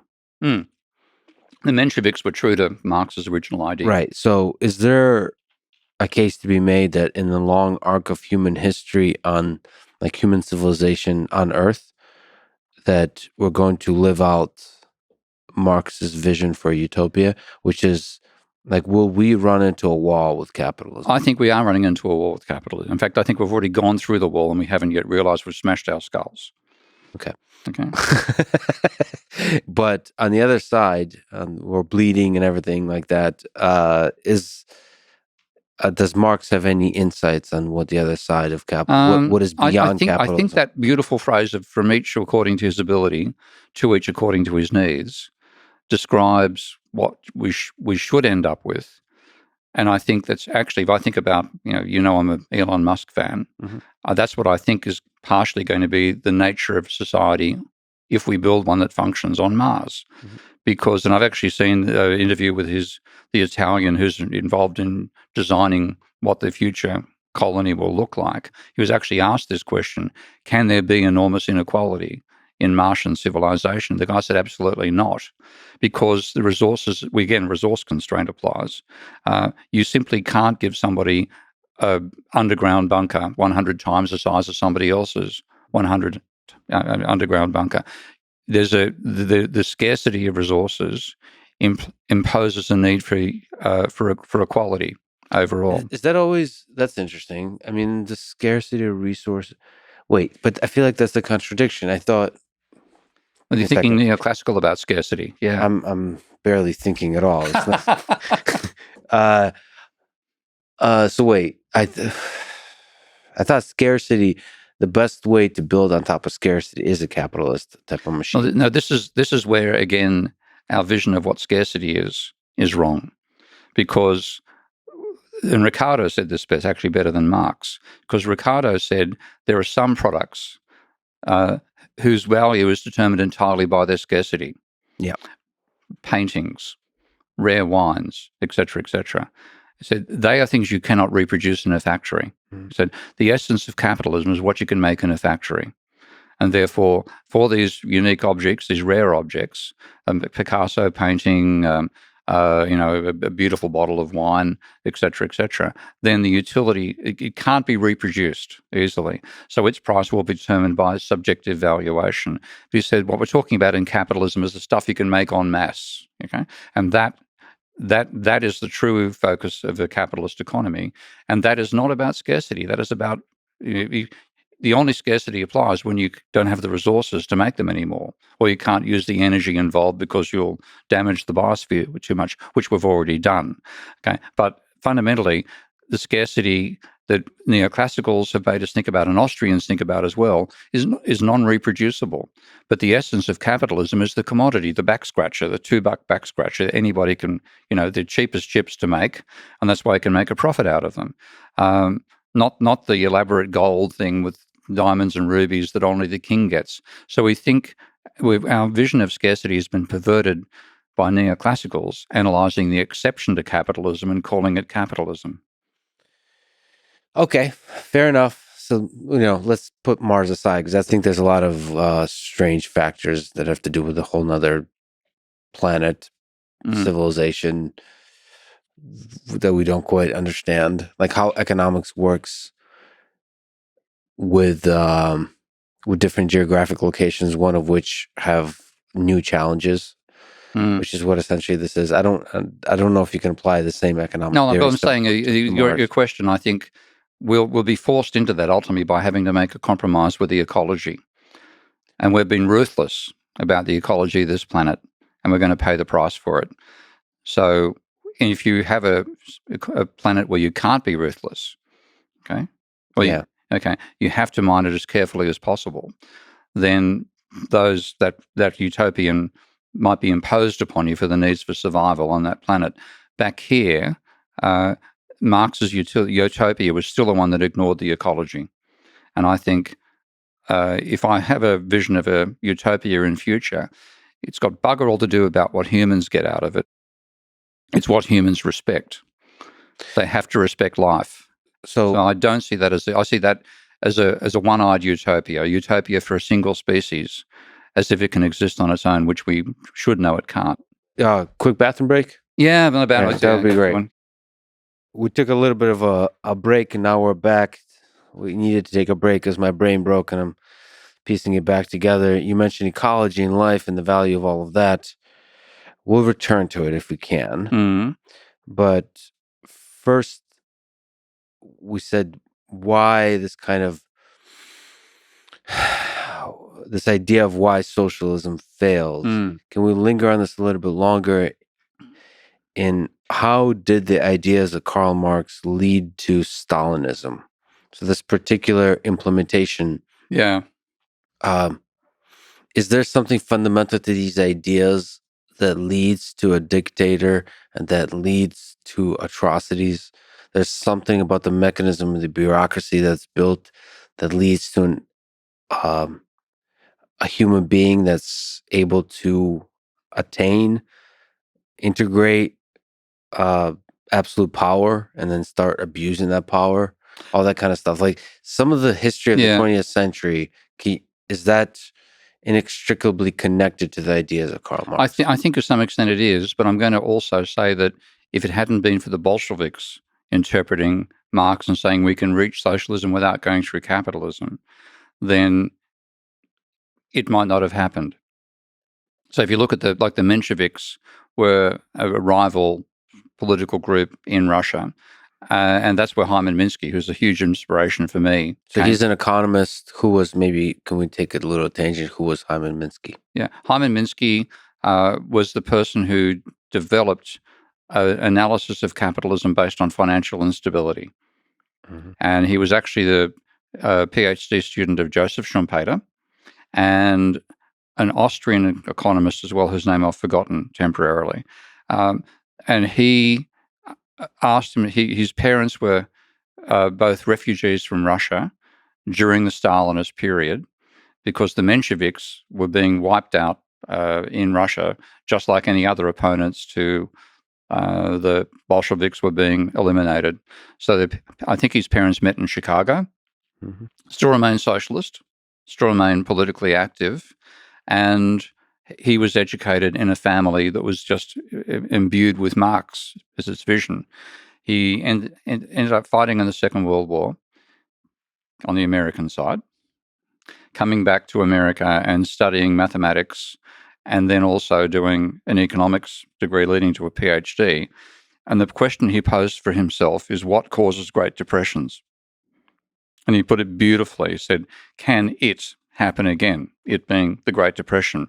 And if it can't happen, then what has changed between the society before the First, Second World War and after that makes a depression impossible? What's the answer to those two questions? Can it happen His answer again? was yes, it can happen again. But what has prevented it happening by the time he started writing about it, which was the late 50s to the mid 80s, late 80s. We met once, but only once. Over a beer or Huh? over a beer? Or, No, he gave a seminar at New South Uni, Hmm. and he's a bit of an obstreperous bastard. What a stripper? What? Obstreperous. Wow, what is it? It means argumentative and likely to dismiss Got it. you. So, like a good mate of mine was the guy I brought him out to Australia. A guy called Graham White. G'day, Graham. We're still good mates. G'day, Graham. God, I love your language and your accent. It's a great. Actually, there's a really good TikTok I saw earlier today with an Aboriginal guy saying he loves the Australian language because it's absolutely ironic. As you ask an Australian a question, and he'll give you an answer which is the opposite of what he means, and you've got to work out the rest for yourself. Yeah. So he goes up to another Aboriginal mate and says, "G'day, mate." He says, "How are you going?" "Oh, not bad." "What have you been doing recently?" "Oh, not much." Uh, "When are we going?" It's not too far, not too soon. Yeah. Whereas not too far away. And Yeah. all negatives. And he's a beautiful, beautiful rendition. Yeah. Yeah. That's the cool thing about the internet culture. That's they appreciate that ironic side. Like, for example, the best compliment you can give as an Aboriginal to somebody else is "That's deadly." That's deadly. That's a compliment. That's deadly. Okay. Yeah. Another mate of mine, and this comes to the Australian language. If I call you a bastard, that's a compliment. Yeah. Depending on how I intonate the word bastard. Bastard. That's deadly. Yeah. I love that. And there's something, unfortunately, there's something about the British accent that makes people sound maybe brilliant, maybe sophisticated, But actually wise. Yeah. No, that's unfortunately the downside of that. Yeah. Is you can sound pompous. There's something about the Australian accent that you just can't sound brilliant. It humbles you. You sound like you're having a lot of fun. There's wit. There's all that kind of stuff. Yeah. But you just can't be like Karl Marx in an Australian accent would just not come off. That is a very good point. He would not be able to pull off the beard. Yeah. I mean, it's fascinating that the accent determines, something about the person. Maybe it's the chicken and the egg too. It drives the way of the discourse. Obviously, there's a lot of brilliance. There's a lot of brilliance in your work. Yeah. But it sounds like you're always having fun. Yeah, and like this, Poncho's got a lot of Australian mates here. Yeah. He spent how long in Australia? Year and a half, and he's got all these mates who plays Aussie rules football in Austin. Nice. You should join them one day. Oh, well, It's actually rough. It's a very creative sport. It's much more fun. It's different than rugby. Oh, very. Rugby is hopeless. Rugby is two morons smashing their bodies against each other. Easy now. Sorry. We do not mean to offend the rugby fans in the audience. Well, okay, so it's too simplistic. It's too simplistic. It's. I mean, there's skill in it. I've seen some really skillful rugby union and rugby league players in my day. Yeah. But fundamentally, if you hit somebody hard enough, they go down. Yeah. Okay. Whereas in Aussie rules, it's about catching the ball and then kicking the ball and more skill, less power. More skill, and and the bodies of the athletes. I can actually get off and measure what a sport is like by the bodies it creates, and you get these incredibly elegant, lithe, muscular forms out of Aussie rules. Such beautiful words you have in your vocabulary. Lithe, I don't even know, but I'll assume you know what it means, and maybe somebody in the audience. Okay, so all right. Fine. We should also mention that you've, in your youth, like last year, have had Olympic weightlifting as part of your life. So you're long time ago, and like you said, tennis. I also played tennis for many, many, many, many years. Okay. Yeah, it's a fascinating game. It's a wonderful game. Yeah, that's my favorite game. Karl Marx and Stalin. Yeah. So how do we get onto Aussie football and Australian and the accent? I'm not really sure. You talked about the way I said something about Karl Marx and would Karl Marx. Anyway, we got there. Yeah, we got there, and now we return. But back to Marx, I think it's not the destination. I think Marx, the failure of socialism with Janos Kornai captured beautifully this idea what he called demand constrained versus resource constrained economies, and capitalism is demand constrained. Okay.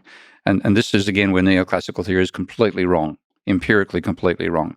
So the neoclassicals have a vision of capitalism being resource constrained, and it's about maximizing your usage of resources subject to constraints. And as Kornai said, that's really what happened under socialism. What happens under capitalism is that you have 15, 20 companies producing automobiles. Mm-hmm. They are all trying to capture as much of the market as they can. If you add up their marketing plans, you're going to get 120, 130% of the actual market. So they're all going to have excess capacity. When you build a factory, you're building it with a plan for it to exist for 5, 10, 15 years.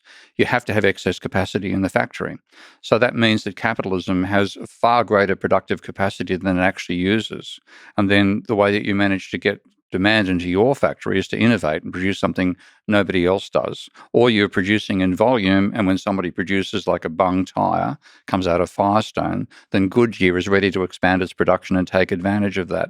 So that's the actual nature of competition in capitalism. And that means that we get a cornucopia of goods, even if we're lowly workers. The variety of goods in capitalism is overwhelming. And that's just doesn't happen in socialism. You get your 1942 Cossack as your motorbike. That's it. When you put your money down to buy a refrigerator, it'll arrive in 10 years because the factory's already fully constrained. So all these resource constraints mean that people aren't happy under socialism. And if you've got a whole bunch of people that aren't happy, then the best way to control them is to suppress them. So I think in that sense, ultimately, yes, it does lead to something like Stalinism. So it's easier to give happy people freedom. Yeah, I mean, happy people get pretty silly outside. I'm not particularly the extent to which Americans overuse and distort the word freedom drives me balmy. Well, but all of these words can be distorted, but they all, at the core, have some fundamental power and beauty, Yeah. and then we just distort on the surface for the fun of it. Yeah. Just to start battles on Twitter and so on. But what citizens of the Soviet world didn't feel was freedom. Yeah. Not just first of all, it wasn't freedom to buy commodities. The commodities were supposed to be on the shops weren't there. The volume couldn't be produced. And what you then got out of that as well was the classic Soviet joke, they pretend to pay us and we pretend to work. Okay. So you're not motivated. Oh, look, I went to Cuba about 8 years ago. Yep. Invited to give a talk there. And I was staying in a hotel. Itself, the hotel's a story. There's one day my meetings were cancelled. So I thought I might go down to the beach. And they had in the hotel, they had a wing, which is the tourist office. And there were 3 women working inside the office. So I thought I'd just go up and ask them, how do I get to the beach? And one of them says to me, and I stood there, just stood in the room, waiting to see if they'd make eye contact with me. Mm-hmm. 3 women, nobody else in the place. None of them looked at me. So I finally went up to one of them and said, I want to go to the beach and do some surfing. Where she said, I can get a taxi outside. Now, fundamentally, she was saying, well, I'm being paid shit money here. I don't want to work. I'm not going to do anything apart from sit here and qualify for my time. And as much as there are reasons the Cubans have suffered from American embargoes and all that sort of stuff, you've still got that fundamental shortage economy that Cornet spoke about coming out of the structure of central ownership and central control of distribution and investment. It breaks my heart because I think some of the effects of that persist throughout time. It become part of the culture too. Yeah. It's very interesting. Negative culture. Yeah. Well, from the Western perspective. Well, even from the people living through it. I mean, like I had enough conversation with Cubans, meeting them on the street, hopping in a cab. There was one guy I was talking to who he was an industrial chemist, and he got a better money being a cab driver because he could make money out of taking foreign tourists from the airport to the city. By the way, this episode is brought to you by delicious Coca-Cola. That's why I didn't want to have it on camera, but anyway. No, maybe they'll actually sponsor. You want to make sponsor. sure you rotate the label to okay. show this is capitalism. There you go. What are we talking about here? Even though it's red. Red and black, it's actually anarchist. I should tell you, I don't know if you know who Michael Malice is. Michael Malice. He's an anarchist, and he lives next door. Does he? Okay. No, I've lost touch with anarchist philosophy. I actually used to read Kropotkin and Bakunin and so on, and I enjoyed their philosophy. And then I helped organize an anarchist conference once, and that was the biggest antidote possible to being an anarchist. That sounds like a entry point to a joke. Yeah, help to organize an anarchist party. It is. I mean, we literally spent 3 days arguing over whether there should or should not be a chairperson for conversations. Yeah. Well, that may be that Monty Python, Life of Brian, was lived out live. Look at the bright side of life. All right. So part of that explains why, for example, even to this day, in some of those parts of the world, entrepreneurship does not flourish. There's not a spirit in the people to start businesses, to launch new endeavors, and all those kinds of things. We're just taking all kinds of strange little strolls. But how do you explain the mechanisms of China today, where there's quite a bit of sort of flourishing of businesses and so on?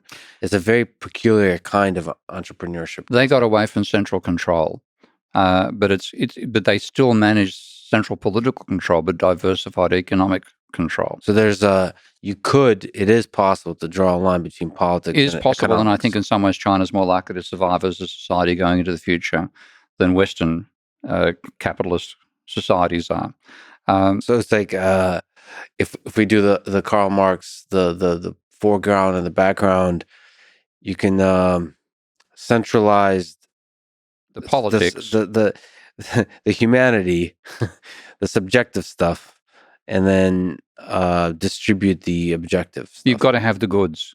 Yeah. And that's why the big change from Mao to Deng Xiaoping was characterized in that little saying that I don't care whether you have a black cat or a white cat so long as it catches mice.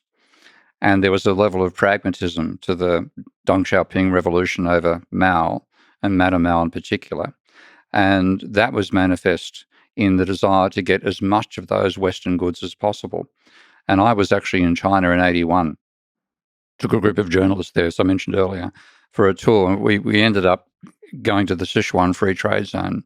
And that gave us an idea of why China was going to succeed, because they had a rule that you couldn't just come in and exploit the cheap wages. You had to also have a Chinese partner. And within 5 years, the Chinese partner had to own 50% of the business, which is huge. And that gives you an idea of the reduction in wages these American corporations are looking at. They'd shut down the factory in what's now the Rust Belt of America. They might be paying somebody there, at that time, maybe $2 an hour. And they come across to China and they're paying 2 cents an hour. So they were the enormous amount of wages that they dropped. They were willing to forego half the profits and the ownership of the firm. So what the Chinese were doing wasn't just exploiting their labor force. It was also building a capitalist class. And that meant that you had that's where all the Chinese corporations have come from. So they were building a capitalist system within a socialist command political system. And that worked. And it's still working. So there was the centralization of the economic stuff, the Gosplan approach. I think that was where the Soviets failed. And what the Chinese realized after what they went through under Mao was you have to have that capitalist period, but they weren't going to abandon the communist control politically of the country at the same time. And that worked out brilliantly. And there's a huge amount of innovation taking place in China today.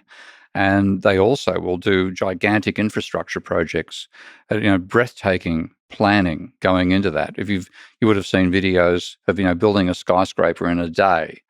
The planning that has to go into that, the pre-preparation that's necessary is enormous. So there's a real respect for engineers as well in that society, which does not apply in the West. What do you think about from the Western perspective, the destructive effects of centralized control of the populace, of the ideas, of the discourse, of the censorship and the surveillance, all those kinds of things? So again, it's a bit like we were talking about Russia to some extent beforehand, with centralized versus decentralized corruption. And when you had the centralized political stuff, means you can't criticize within China. But so long as you don't criticize, you can do what you like. And how destructive is that to the human spirit? Would you say? From the American perspective, I found some pretty feels destructive. I've been to China quite a few times over my life, a lot in the last, not for about 4 years, but for the 6 years before that, a few visits. And I'd be staying in second and third and fourth tier cities. So, populations of only 4 million people, which is quite small on Chinese standards. And I had a lot of happy people that I was interacting with. My girlfriend at the time, her social circle. And like you can feel when people can't discuss a political issue. For example, in Thailand, you can't discuss the king. Mm-hmm. Okay, they still have lèse majesté laws, so you can actually be jailed for discussing the king, and you can feel that to some extent, and it is a political issue in Thailand now. But in China, what I got back from most people, it was a bit like a benevolent big brother. Mm-hmm. Okay, but then when you get things like the lockdown, which has applied recently, then you get the failings of the Soviet system are still there in the Chinese system, in that the easiest way to avoid criticism as an underling carrying out instructions of people above you is to carry those instructions out to the letter, Mm-hmm. beyond what the people actually want you to do at the top. So we had a classic illustration of that when I took these journalists. There was a news report saying that China's output of light industry had grown by 17% in the previous year, but heavy industry had fallen by 7%. We just don't compute. So we kept on asking, why did this happen? Every time we asked a question, this is back in 81, the answer would be, the initial answer, we followed the directives of the Central Committee of the Communist Party of China. Mm-hmm. Okay? We finally got a guy to elaborate and say what that was. He said, well, the Central Committee sent out a directive to promote light industry. Mm-hmm. So what did you do? Quote unquote, we stripped heavy industry factories and turned them into light industry. Yeah. Okay. Now, that's destructive of everything. Okay. And that's the overlay that you've still got sitting over the top of China. But a huge part of the industrialization was simply saying, produce whatever you can, make goods, market them, sell them. And you get that innovative component of humanity is respected, and the goods turn up and everybody's well fed. Food in America, China is far better than food in America. So in terms of material satisfaction and freedom, so like, for example, enjoy dancing. I mean, we went to, I think, somewhere in Shanghai, and there's this line of people involving a woman who would have been close to her 90s and a kid who was about 6 Mm-hmm. or 4. Partying it up in the open air and doing this Chinese collective dance. You have to be really careful about that kind of thing. So, in terms of measuring the flourishing of a people by looking at their happiness, I have so many thoughts on this, but I'm imagining North Korea. And if you talk to people in North Korea, I think they would say they're happy. No. Well, let me try to complete this argument.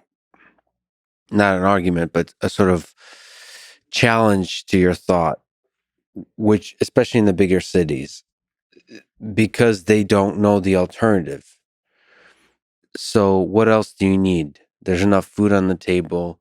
We have a leader that loves us and we love him. Our hearts are full of love. Yeah. Our table is full of food, they would say, because it's enough food. What else do you want from life? No, I think, okay, like that's... So let me sort of because that's an alternative. I mean, I've spent time in Romania. So let me sort of complete that. Sorry, because I'm taking the most challenging aspect. When there's centralized control of information, that you don't know the alternative, that you don't know how green the grass is on the other side, and so your idea of happiness might be very constrained. So, you could also argue that is happiness if you don't know. Like ignorance is bliss. Ignorance is bliss, and then so is happiness really the correct measure? It's not for the flourishing. It's not. But I mean, there's actually a classic book, a movie as well, called Mao's Last Dancer. Okay, and that is a young man explaining his progression from being a dancer in the Cultural Revolution through to a leading dancer in American and ultimately Australian ballet.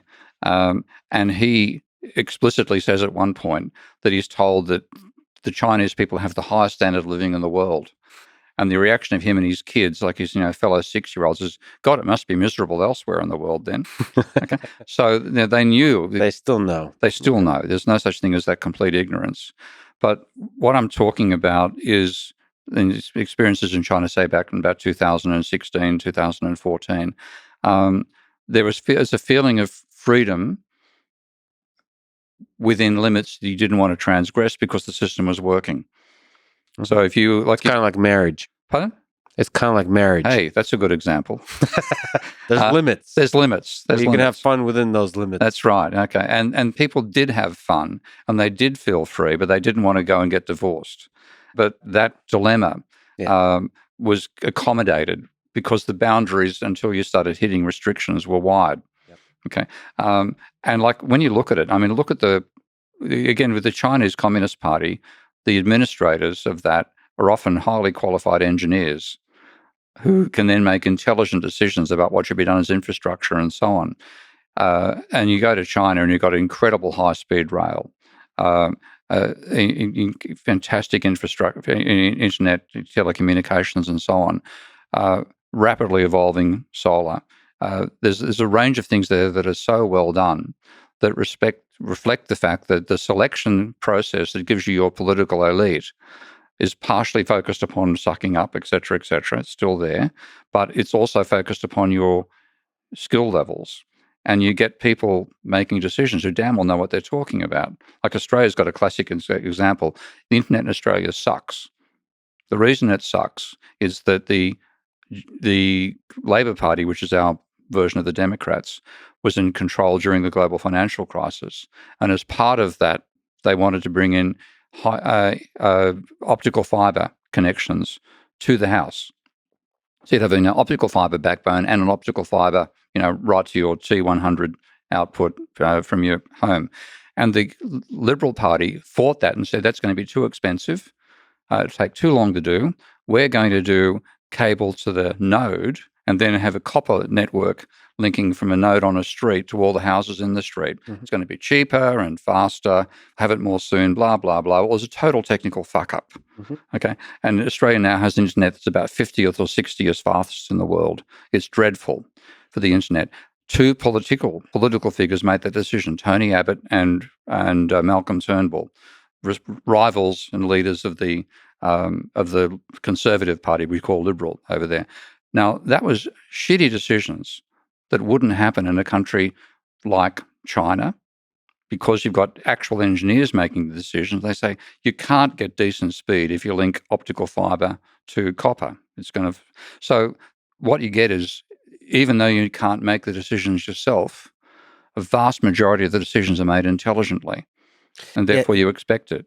Yeah, it's interesting, but don't you worry about the corrupting aspects of power? Oh yeah, that you start, you have engineers making intelligent decisions, but at which point does the fat king start saying, "Oh, these engineers are annoying. I have good internet. I don't understand. Bring me the grapes." Well, feed me. You get your Caligula effects. That can happen. And like Z, from what I've seen, has got elements of that. So friends of mine who are Caucasians and get away with it, they have a game that they play at conferences, scoring how often people use with Z's name in a presentation and giving extra points for the number of photographs of Z that turn up in the whole thing. So you've got this sort of personality cult coming along as well.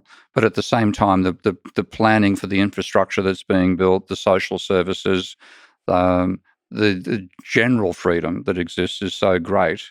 And like any Chinese person alive today, like somebody who's Chinese my age, would have been an adult under the early period of the late period of Mao.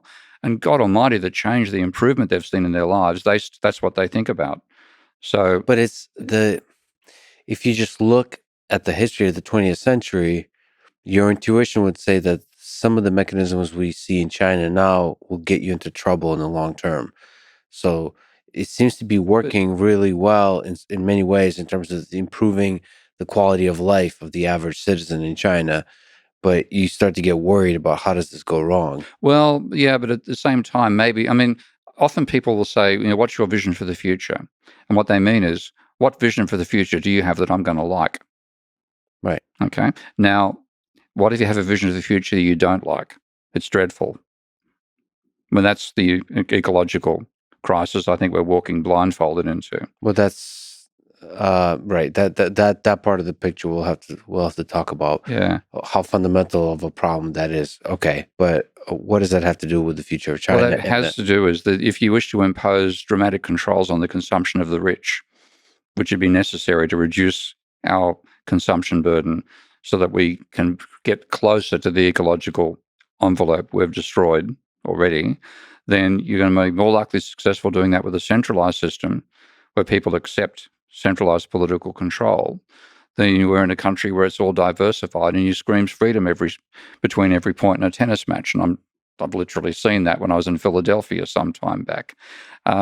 So the ideology that accepts a collectivist attitude may be more successful in reducing human consumption levels.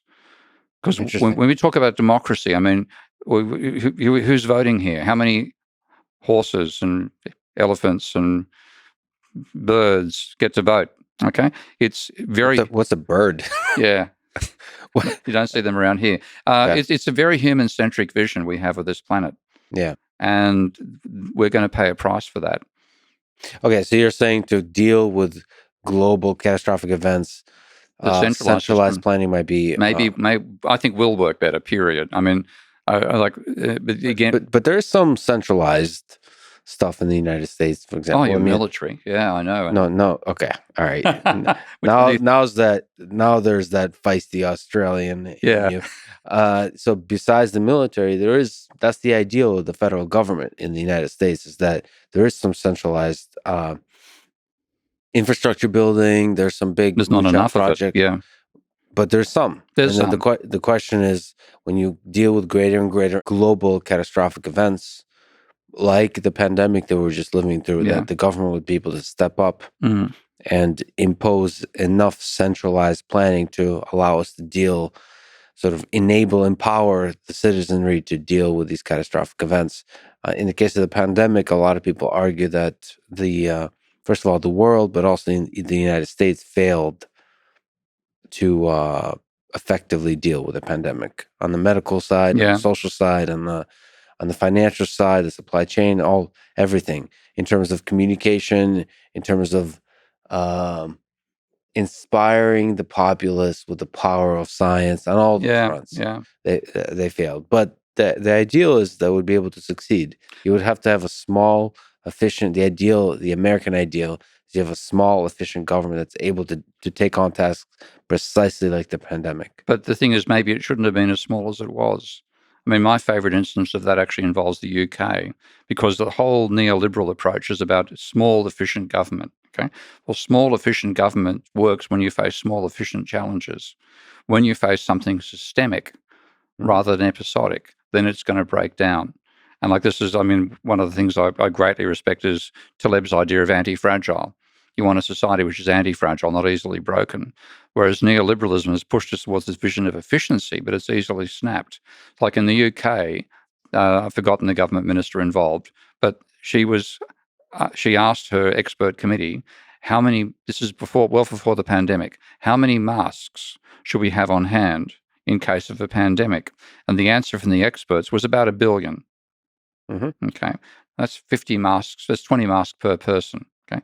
Oh, that's too many. Let's just make 50 million masks.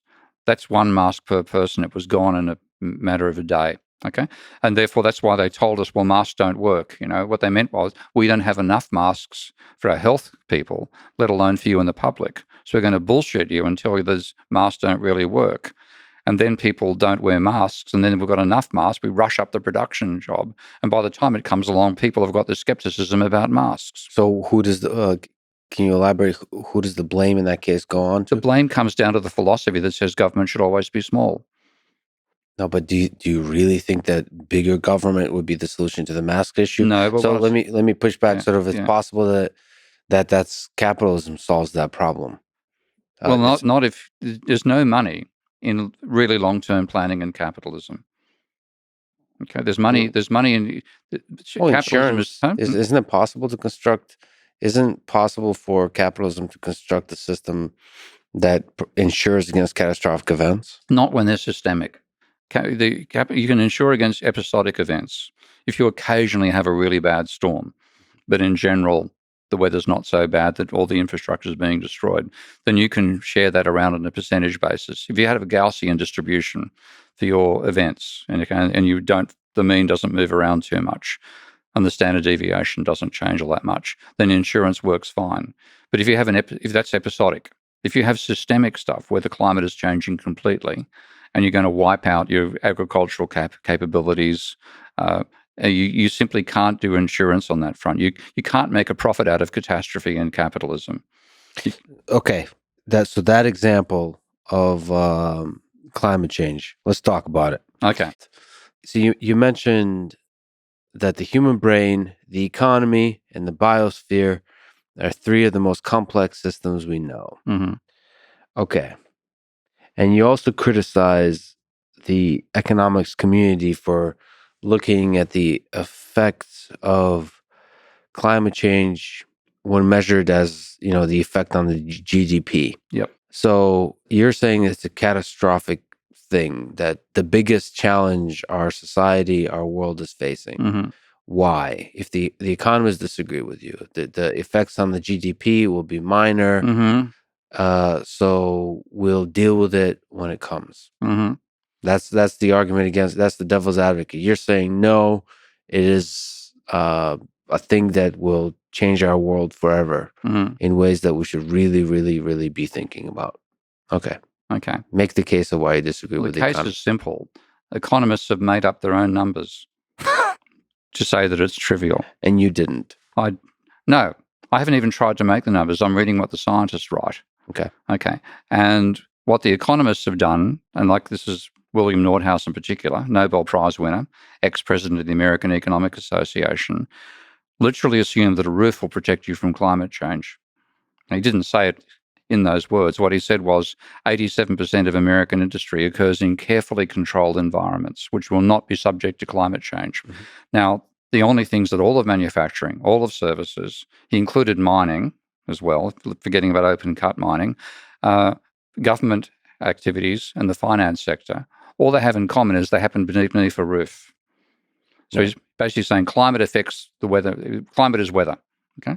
Mm-hmm. Okay. Now, that is not at all what is meant by climate change. It's changing the entire pattern of the weather system of the planet. For example, the most extreme form of climate change would be a breakdown in the 3 circulation cells that exist in each hemisphere: the Hadley cell, the Ferrous cell, I think it's called, and the polar cell, 0 to 30, 30 to 60, 60 to 90. Those are the main bubbles, if you like, in the atmosphere. Now, if we get enough increase in the energy in the atmosphere that, just like you turn the temperature up on a stove and you have nice bubbles occurring in a pot of soup, and then turn the temperature up and they all break down and you've got bubbles everywhere. That's called the equable climate. If that happens, then most of the rainfall is going to occur between 0 and 20 and 70 and 90, and the middle is going to be dry, except for extreme storms.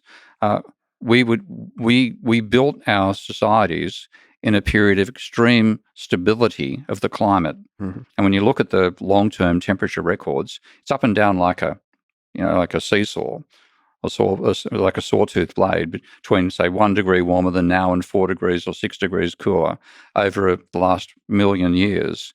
But when you look at where we evolved, it's just at a turning point on the peak of one of those ups and downs. So I've forgotten the name of the cycles, but the cycles caused by changes in the Earth's rotation around the sun. And so we evolved our civilization just at the top. So coming up from a cold period, and then we're going to head down to another cold period. And that's when human civilization came along. It's about a period of about 12,000 years. So across that period, the temperature has changed by not much more than half a degree up and down. Now, we're blasting it well and truly out of those confines. And my way of interpreting what climate change means is the stability of that climate that enables us to build sedentary civilizations and not be a nomadic species is being destroyed. So the challenge, and by the way, I'm playing devil's advocate. Go right ahead. Here. The question is there something fundamentally different now about human civilization that we're able to build technology that alleviates some of the destructive effects that we have on the climate? We don't know. Yeah, we're going to find out the hard way. And the uncertainty, you think, would be very costly? Extremely. Like many of the trajectories we might take will be much more costly than they're profitable. Yeah. And like we've seen some of the storms that are happening now in Europe, the ones that washed away a village in Germany some time ago, the firestorm that hit Canada of all places. I've forgotten the name of the town that was burnt down, but enormous temperatures in Canada. Again, the storms that have been happening back in Australia. These are all manifestations of a complete shift in the weather patterns of the planet, and they can wipe out, like a village just disappears, just wiped out by unprecedented rains, and this keeps on happening. We are still living in a sedentary lifestyle when we're a nomadic species. Okay, so to be able to maintain that sedentary lifestyle, we do need to engineer the planet. We need to keep it within that range of plus half a degree Celsius, minus half a degree, which is really what it's been like for the last 10, 12,000 years. Instead, we're blasting it right out of that range. And we know some of the past climates that have existed then. We can model what they imply for our food production systems, for example. Not the only example, but obviously crucial. So when you look at what are called global climate models produced by scientists, one of the examples, and it was published by the OECD last year, 2021, in the chapter on what would happen if we lose what's called the Atlantic Meridional Overturning Circulation, or AMOC, and people would colloquially know that as the Gulf Stream. And that's what distributes heat around all the oceans of the planet. It's part of a huge chain called the thermohaline circulation. But the part that goes across from the equator to the North Atlantic, that's called the AMOC and Gulf Stream for a colloquial way. If that disappears in the context of a 2.5 degree Celsius increase in average global temperature, then the proportion of the Earth's surface which is suitable for producing wheat will fall from 20% to 7%. Proportion for corn, similar sort of fall. The proportion suitable for rice will go from 2% to 3%. Now, that means a catastrophic, and that's the word used in the report, catastrophic collapse in food production. Okay? So that's what we're toying with. And we are 1.5, we're actually less than, we're about halfway there to that 2 degrees, 2.5. And economists, on the other hand, and this is Richard Toll, has published a paper 2016 claiming, using what he calls an integrated assessment model that economists developed, that losing the Gulf Stream would increase global GDP by 1.1%. Now, his model, this is what really pisses me off about these people. It's the worst work I've read in 50 years of being a critic of neoclassical economics. The GCMs, the one scientists produce, of course, include precipitation as well as temperature. The IAMs that the economists produce, and this is stated yet again in a paper in 2021, do not include precipitation. They simply have temperature. So they assume that if temperature improves by moving towards a temperature which is better for producing agriculture, then so will precipitation. Now, that's completely wrong. They've left out a crucial, imagine trying to model the climate while ignoring the fact that there's rainfall. Right. That's what they've done. So their work is so bad, so dreadfully bad, it should never have been published. So they right, okay. I'm going to go for them. Sorry, this is... Well, no, 100% as they deserve it. So it's an oversimplification. But I also want you to steel man people you disagree with and criticize people you agree with, if possible. Yeah. To be sort of intellectually honest here. You do say, sort of to push back on the catastrophic thinking about climate change, that the ecology, the biosphere, is a complex system. Yeah. Economics, the economy, is a complex system. So how can we make predictions about complex systems? How can we make a hope of having a semi-confident predictions about the complex system? So the scientific community is very confident about the complex system that is the biosphere and the crisis that's before us on the horizon. Yeah. And then the economists are, as a community, I don't know what percentage, but Too much. too much. That part of the community is very confident, looking at the economics complex system, in saying that no, this system we have of labor and money and capital and so on would be able to deal with that crisis and any other crisis. And they kind of construct simplified models that justify their confidence. So how do we know who to believe? Well, for a start, if you believe the economists, you need to break your head read, because That's not an argument. I know it's not an argument; it's a summary of an argument, and that is that. No, that sounds a lot like an opinion and an emotional. I know, And because I've I'm so listened. angry about it. Okay, Listen, I'll tell you where I stand. And I've begun studying the climate change. Much more. I used to be on things I don't understand, have not spent time on. I have so many colleagues that are scientists that I deeply respect, and I trust their opinion. I have seen the lesser angels of my colleagues on the pandemic side, on the COVID side. The confidence, the arrogance that in part blinded, I believe, the jump between basic scientific research to to public policy. And then so I've become a little bit more cautious in my trust on climate change. I'm still in the same place. And I don't mean climate change. On anything scientists say, I've become a little bit, wait a minute. How does the basic scientific facts of our reality map to what we should do as a human civilization? There I want to be a little bit careful. So whenever now I see arrogance and confidence, I become suspicious. Well, I'm the same, and that's why I'm being angry about the economists, because there's incredible arrogance, incredible stupidity at the arrogance, assumptions which you look at it and think, how did anybody let that get published? Sure. Okay. So the economic analysis of the effects of climate change are poor. In many cases. Incredibly poor.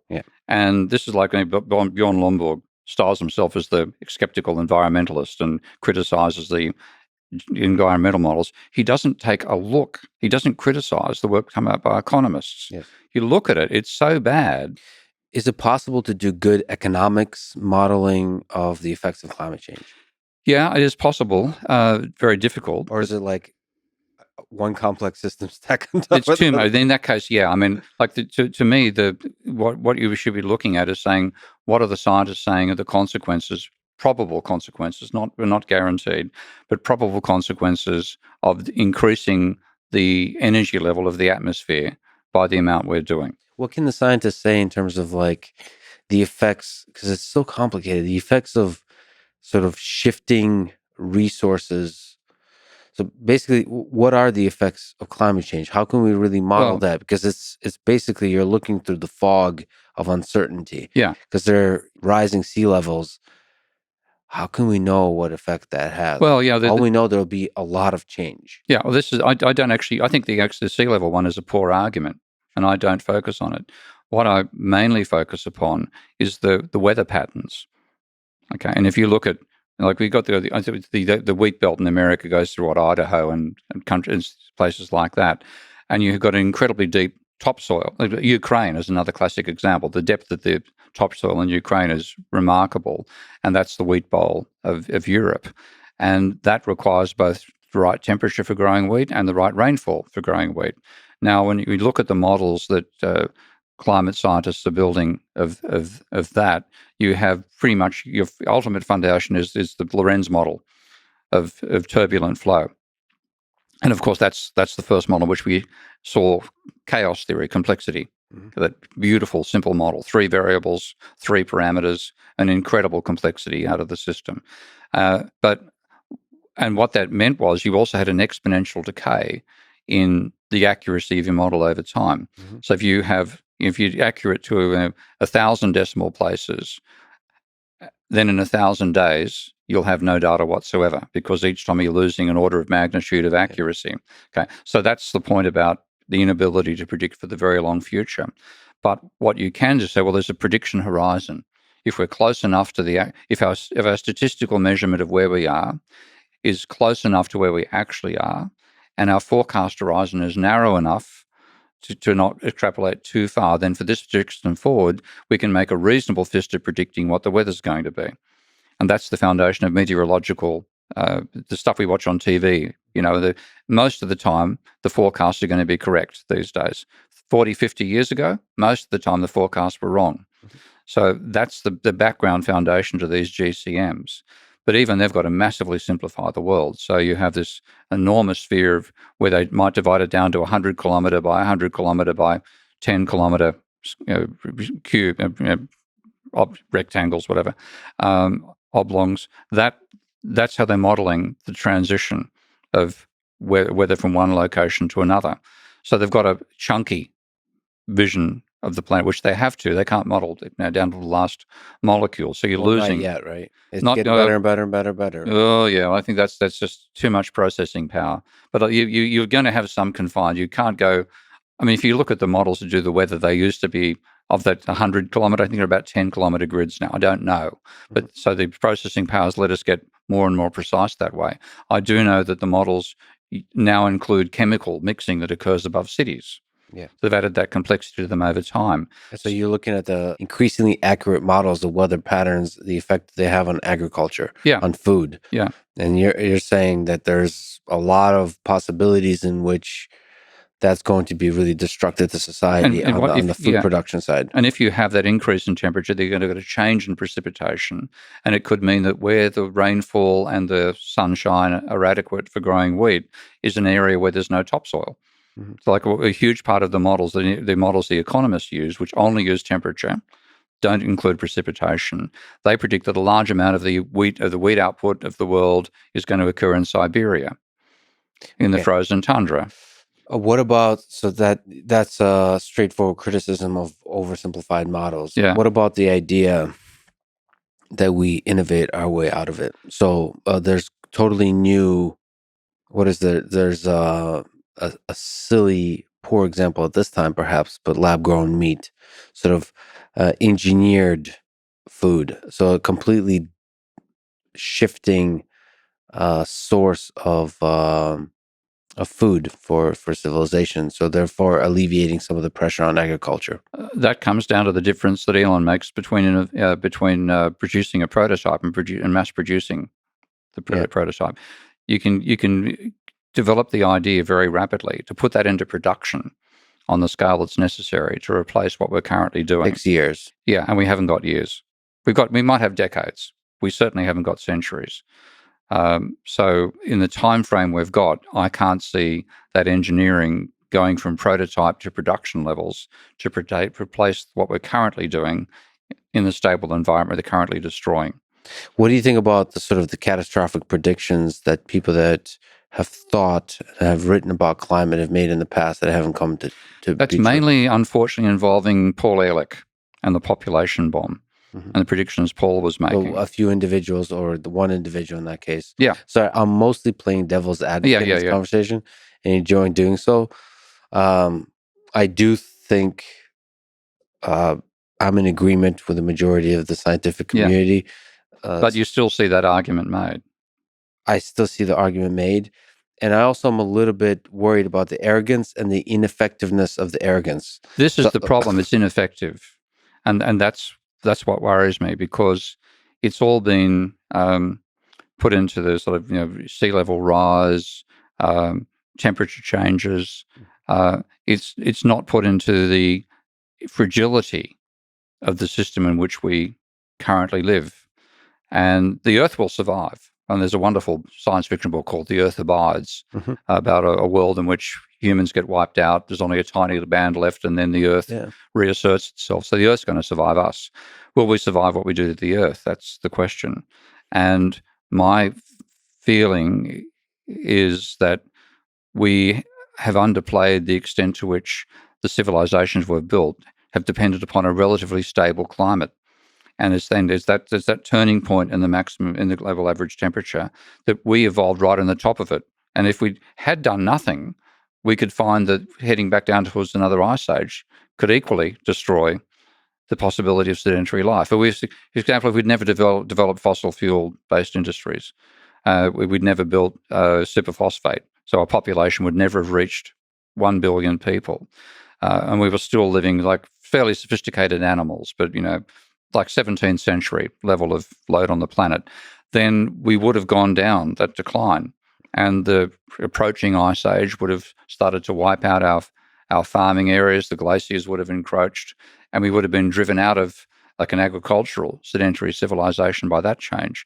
So it's just the fact that we evolved on this stable period in the overall temperature cycle of the planet, and that stability is something which just reflects that it's a turning point in the regular cycle of Malevich cycle, I think it's called. I've forgotten the actual name, but it's a cycle caused by change in the Earth's orbit around the sun, reflectivity, and so on. That cycle, it's just that tiny top bit that we evolved in. So what we should have done is, that's really useful for us. We should stay at that level. Now, if we hadn't done it, we'd go back down here, and that'd be the end of our civilization by an ice age. Instead, we're going up here really rapidly. Mm-hmm. And we're causing a change in temperature compared to that long-term cycle 100,000 times faster. So, yeah, I mean, my biggest worry is even subtle changes in climate might result pressure in geopolitical pressures that then lead to nuclear war. And that's, I mean, there's an argument that's actually behind, to some extent, not the Ukraine war so much, but the Arab Spring, the wars in Syria, which partially has led to what's happening in Ukraine. So, and our weapons are getting more and more powerful and more destructive. More and more nations are having these destructive weapons. And now we're entering cyber space where it's even easier to be destructive. And hyperbaric weapons, which didn't exist in the Second World War. So, you don't need nuclear weapons to have, catastrophic attacks on each other. So, it's incredibly scary that the warlike side of human nature could be extremely enhanced by climate breakdown. So, in this world, on a happy note, I don't know how we went from Marxism and Stalinism to ecology, but all those are beautiful, complex systems. What is the best form of government, would you say? We talked about the economics of things. You ran for office, so you care about politics too. How can what political systems can help us here? I think we first of all have to appreciate we're one species on a planet out of millions, and as the intelligent species, we should be enabling a harmonious life for those other species as well. Can we actually linger on that? You mentioned that we need to acknowledge the value of life on Earth. Can we integrate the labor theory of value? Can we integrate into that the value of life? So there's human life. I think if you take like that structure that I talked about of Marx's use value, exchange value dialectic, the foreground, background, that only exists, that only works because we're exploiting the free energy we find in the universe. There could be no production system without free energy, which is the first law of thermodynamics. There is free lunch. After all, and it's grounded in the energy that's provided to us by the universe. That's the free lunch. That's what we're exploiting. It's the only free lunch we get. You know Ginsberg's summary of the laws of thermodynamics, don't you? Allen Ginsberg. What's that? The laws of thermodynamics are summarized: A, you can't win. Okay. B, you can't break even. Yep. C, you can't leave the game. Nice. Okay? Yeah. Beautiful summary. Okay. Beautiful summary. Okay. But the fact that it exists in the first place is the free lunch. Okay. So we're exploiting the free lunch. But to be able to do it, we can't put waste back into that system so much that it undermines the free lunch. And that's what we've been doing. And once you respect the fact that we have to, living on the biosphere, the planet we're actually on, we have to enable that biosphere to survive us. Because if it doesn't survive us, we won't survive it disappearing. And there's not that realization in humanity in general. And when you say the value of life, all the different living organisms on Earth are part of that biosphere. Yeah. So in order to maintain the biosphere, we have to respect, like, pragmatically speaking, what that means is actually respecting all of life on Earth, even the mosquitoes. I've got some of no. So I personally, Parasites. I mean, we are a parasite. When you look humans, at it, we're the mosquitoes of the human of the large organizations. You're a fan of the Matrix movies at all? sure. Okay, you know the scene where Look agents. what I'm wearing. I mean, Absolutely, clearly I was wondering what the inspiration was. I was it's thinking, not really is it? inspiration. Huh? We are living in a simulation. Okay, And okay, I have a conversation offline to have with you about that. okay. You've Well, been misbehaving, and we're going to have to put you back in line. so what's Agent Smith says when he's got Morpheus in his possession? He said, "I've been trying to classify your species. I've decided you're a virus." Okay. Yeah. Now, there's truth to that. We have intruded into everything. Okay. We've taken over every element of the biosphere, and we think we can continue doing that. And the thing is, we're breaking that. We're exploiting it so much. We're breaking it down. And I think it's E.O. Wilson who argued for the 50% rule. He believed that we should reserve 50% of the planet for non-human species. In other words, we make 50% of it off limits. Mhm. Humans cannot go there. And we just let that evolve as it does, and then we control the other 50%. I think he's probably giving too much to us. I think we should actually say like 20%, 25% max. And the rest of the planet, we let life go on and evolve as it does without our interference, without our dominance. Now, that's neither a democratic system nor an authoritarian one. It's one which starts off with saying the first thing humans have to do is respect life itself. Okay, so would we do that? We haven't done it, obviously. I don't think the Soviets would have done it if we had a generally Soviet system. We haven't done it under a capitalist. We continue intruding.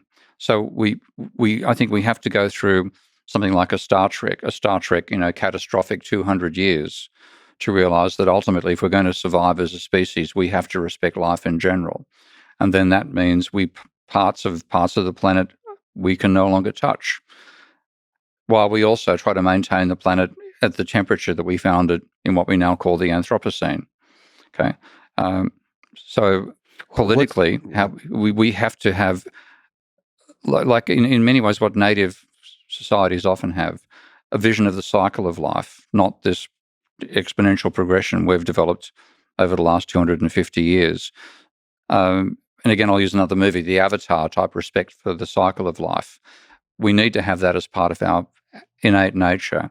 And then on top of that, the political system comes out. Now, that political system has to be one that lets us feel like we have a say in the direction of society, while that part is sacrosanct. Okay, we can't touch it. But we also, because we are now living with so many challenges created by our own civilization, I mean, the main threat to the existence of human civilization is the existence of human civilization. It's both a feature and a bug. Yeah. And therefore, we need to have people who can understand complex systems making those decisions. Now, that means it isn't a political system as much as it is an appreciation that the world is a complex system. And therefore, effects which we think are direct effects will actually come through in oblique fashion. And we cannot, there's no simple linear progression from where we are to where we want to be.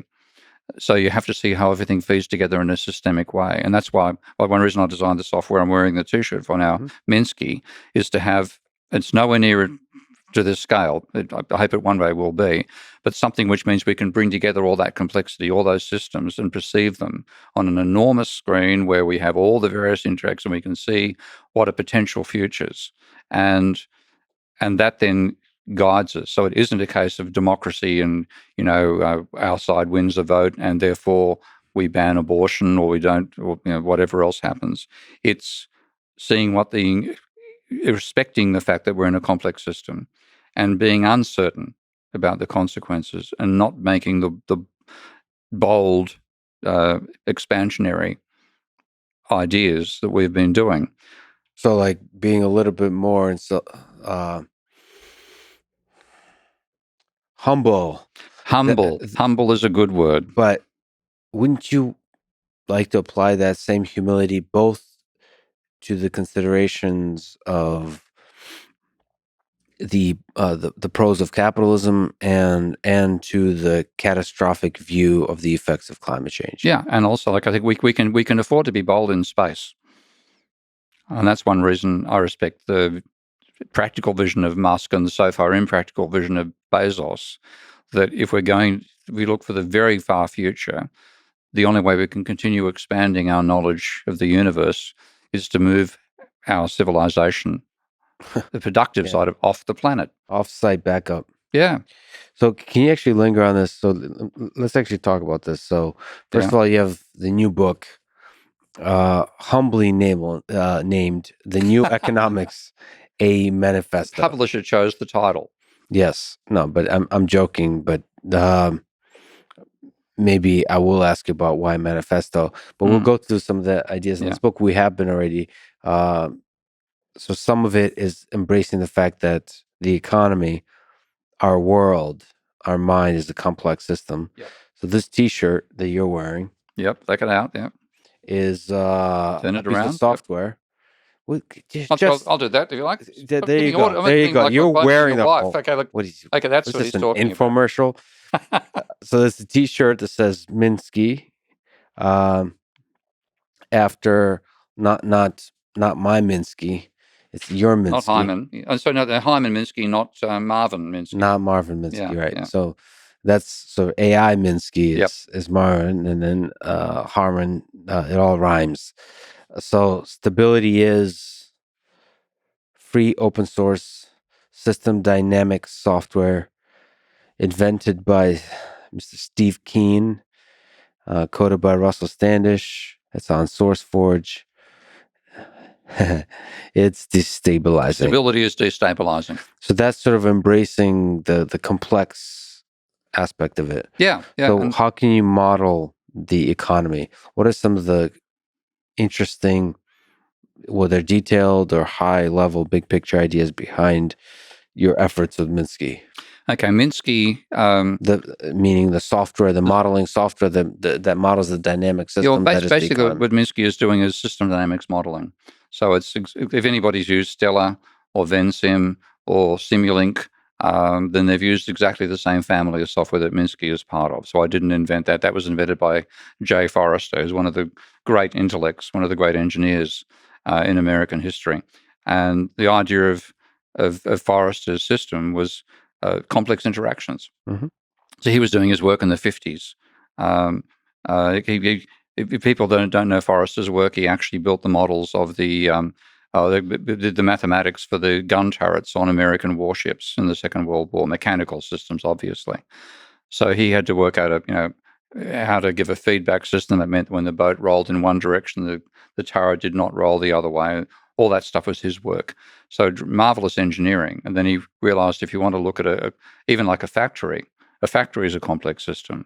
And so you get cycles generated out of the interaction between different components of the factory that he was first involved in taming, that he built the software to model complex interactive systems. So Minsky is that. The thing that Minsky adds, which is unique, is the Godley table. And that's the double entry bookkeeping, so you can model the financial system. Godley the economist. Godley the economist, Win Godley, another great man. So there's like this, so you're modeling it as like a state diagram. Yeah, fundamentally. It is circuit diagrams. It's exactly what engineers have been using for decades, almost a century.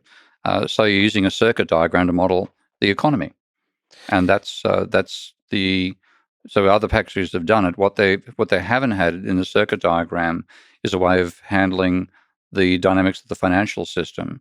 So what the Godley table does is bring out financial flows as being everything goes from somewhere and ends up somewhere. So you have a positive and a negative if you're looking on the liability side. A positive and a positive, or a negative and a negative, you're looking at assets and liabilities side. And Minsky gets the accounting right for that. So you can do an enormous complex model looking at the economy financially from the point of view of a dozen different actors in the economy, and know that the mathematics is right, even though what you're building is a set of differential equations, which might be 50 differential equations with 350 terms in them. If you get the Godley tables right, you know the mathematics is correct. So that's the main innovation that Minsky adds. And you're operating there at the macroeconomics level. Yeah, it's definitely macro. It's top down. It's not agent based. And then this, I'm just opening on a random page that I think is very relevant here. The process, this is referring to Minsky, not the software. Maybe the software, I don't know. The process can be captured in an extremely simple causal chain.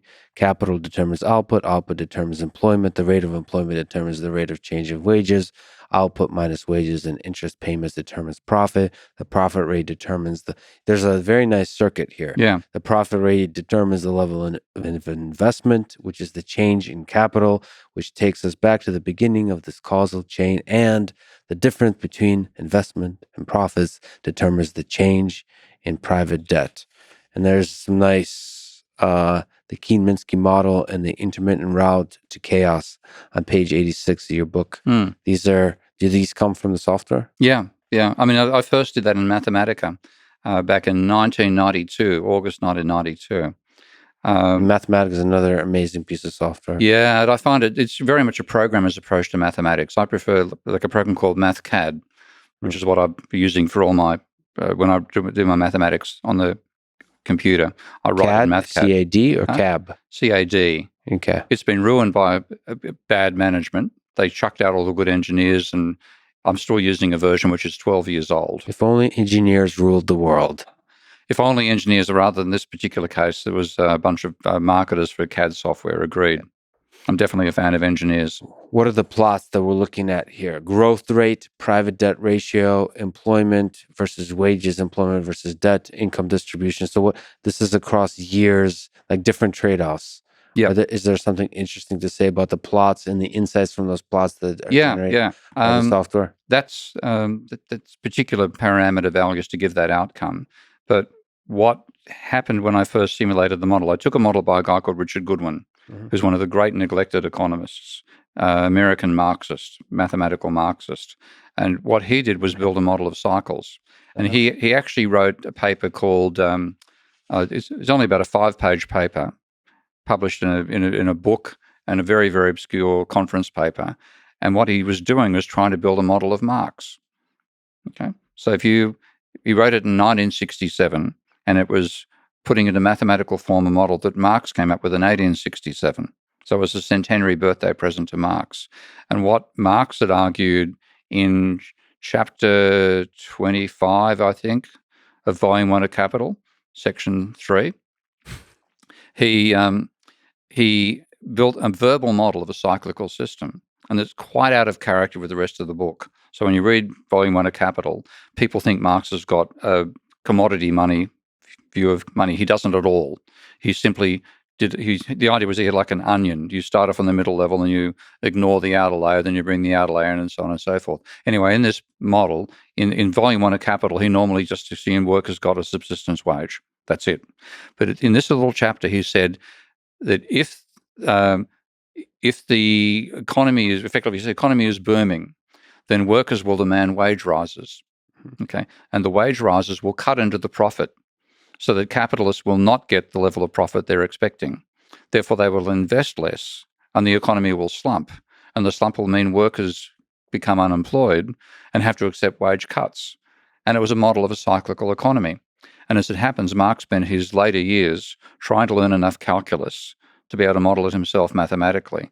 And he never managed. There's Marx's mathematical notes on calculus, which are quite fun to read. And if you have a mathematical background. Did he get far? No, he got too caught up in the whole philosophy and he never really got to build the model.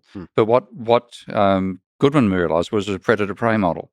Okay, the Locke-de-Volterra model was the basis of the idea. So what the idea is, you have a prey, and the example that Locke actually used initially was grass. Grass is the prey. And then you have a predator, and the predator were cows. So you start off with a very few cows, lots of grass, and then because of lots of grass, the numbers of cows grow, And then because the cows grow, they start to eat the grass. So the grass runs out, so the cows starve, and you get a cycle. And what Lochter was amazed by was that the cycles were persistent. They didn't die out. So Goodwin got that vision, and he then built a predator-prey model. And I, first of all, read Goodwin and really found it really hard to follow his writing. He's not a very good writer. But a guy called John Blatt, who was a professor of mathematics at New South Wales University, wrote a brilliant explanation of Goodwin's model in a book called Dynamic Economic Systems. And I read that. It was superb. And he said a way you could extend this was to include finance. So I thought, okay, what I'm going to have is that what Goodwin presumed is capitalists invest all their profits. Okay, so you get a boom when there's a high rate of profit because they invest all that money, and then a slump when there's low profit because depreciation will wipe away capital and you'll go boom and slump. So I simply added in, well, capitalists will invest more than their profits during a boom, but less than their profits during a slump. And that therefore means they had to borrow money to finance the gap and pay interest on the debt. So I ended up with a model with just three system states: the income share, the wages distribution of income between workers, capitalists, and bankers, the level of employment, and the level of private debt. And those three equations are fundamentally like going from the Lochter-Volterra model with just two equations, and therefore you get a fixed cycle, to the Lorenz model where you have three.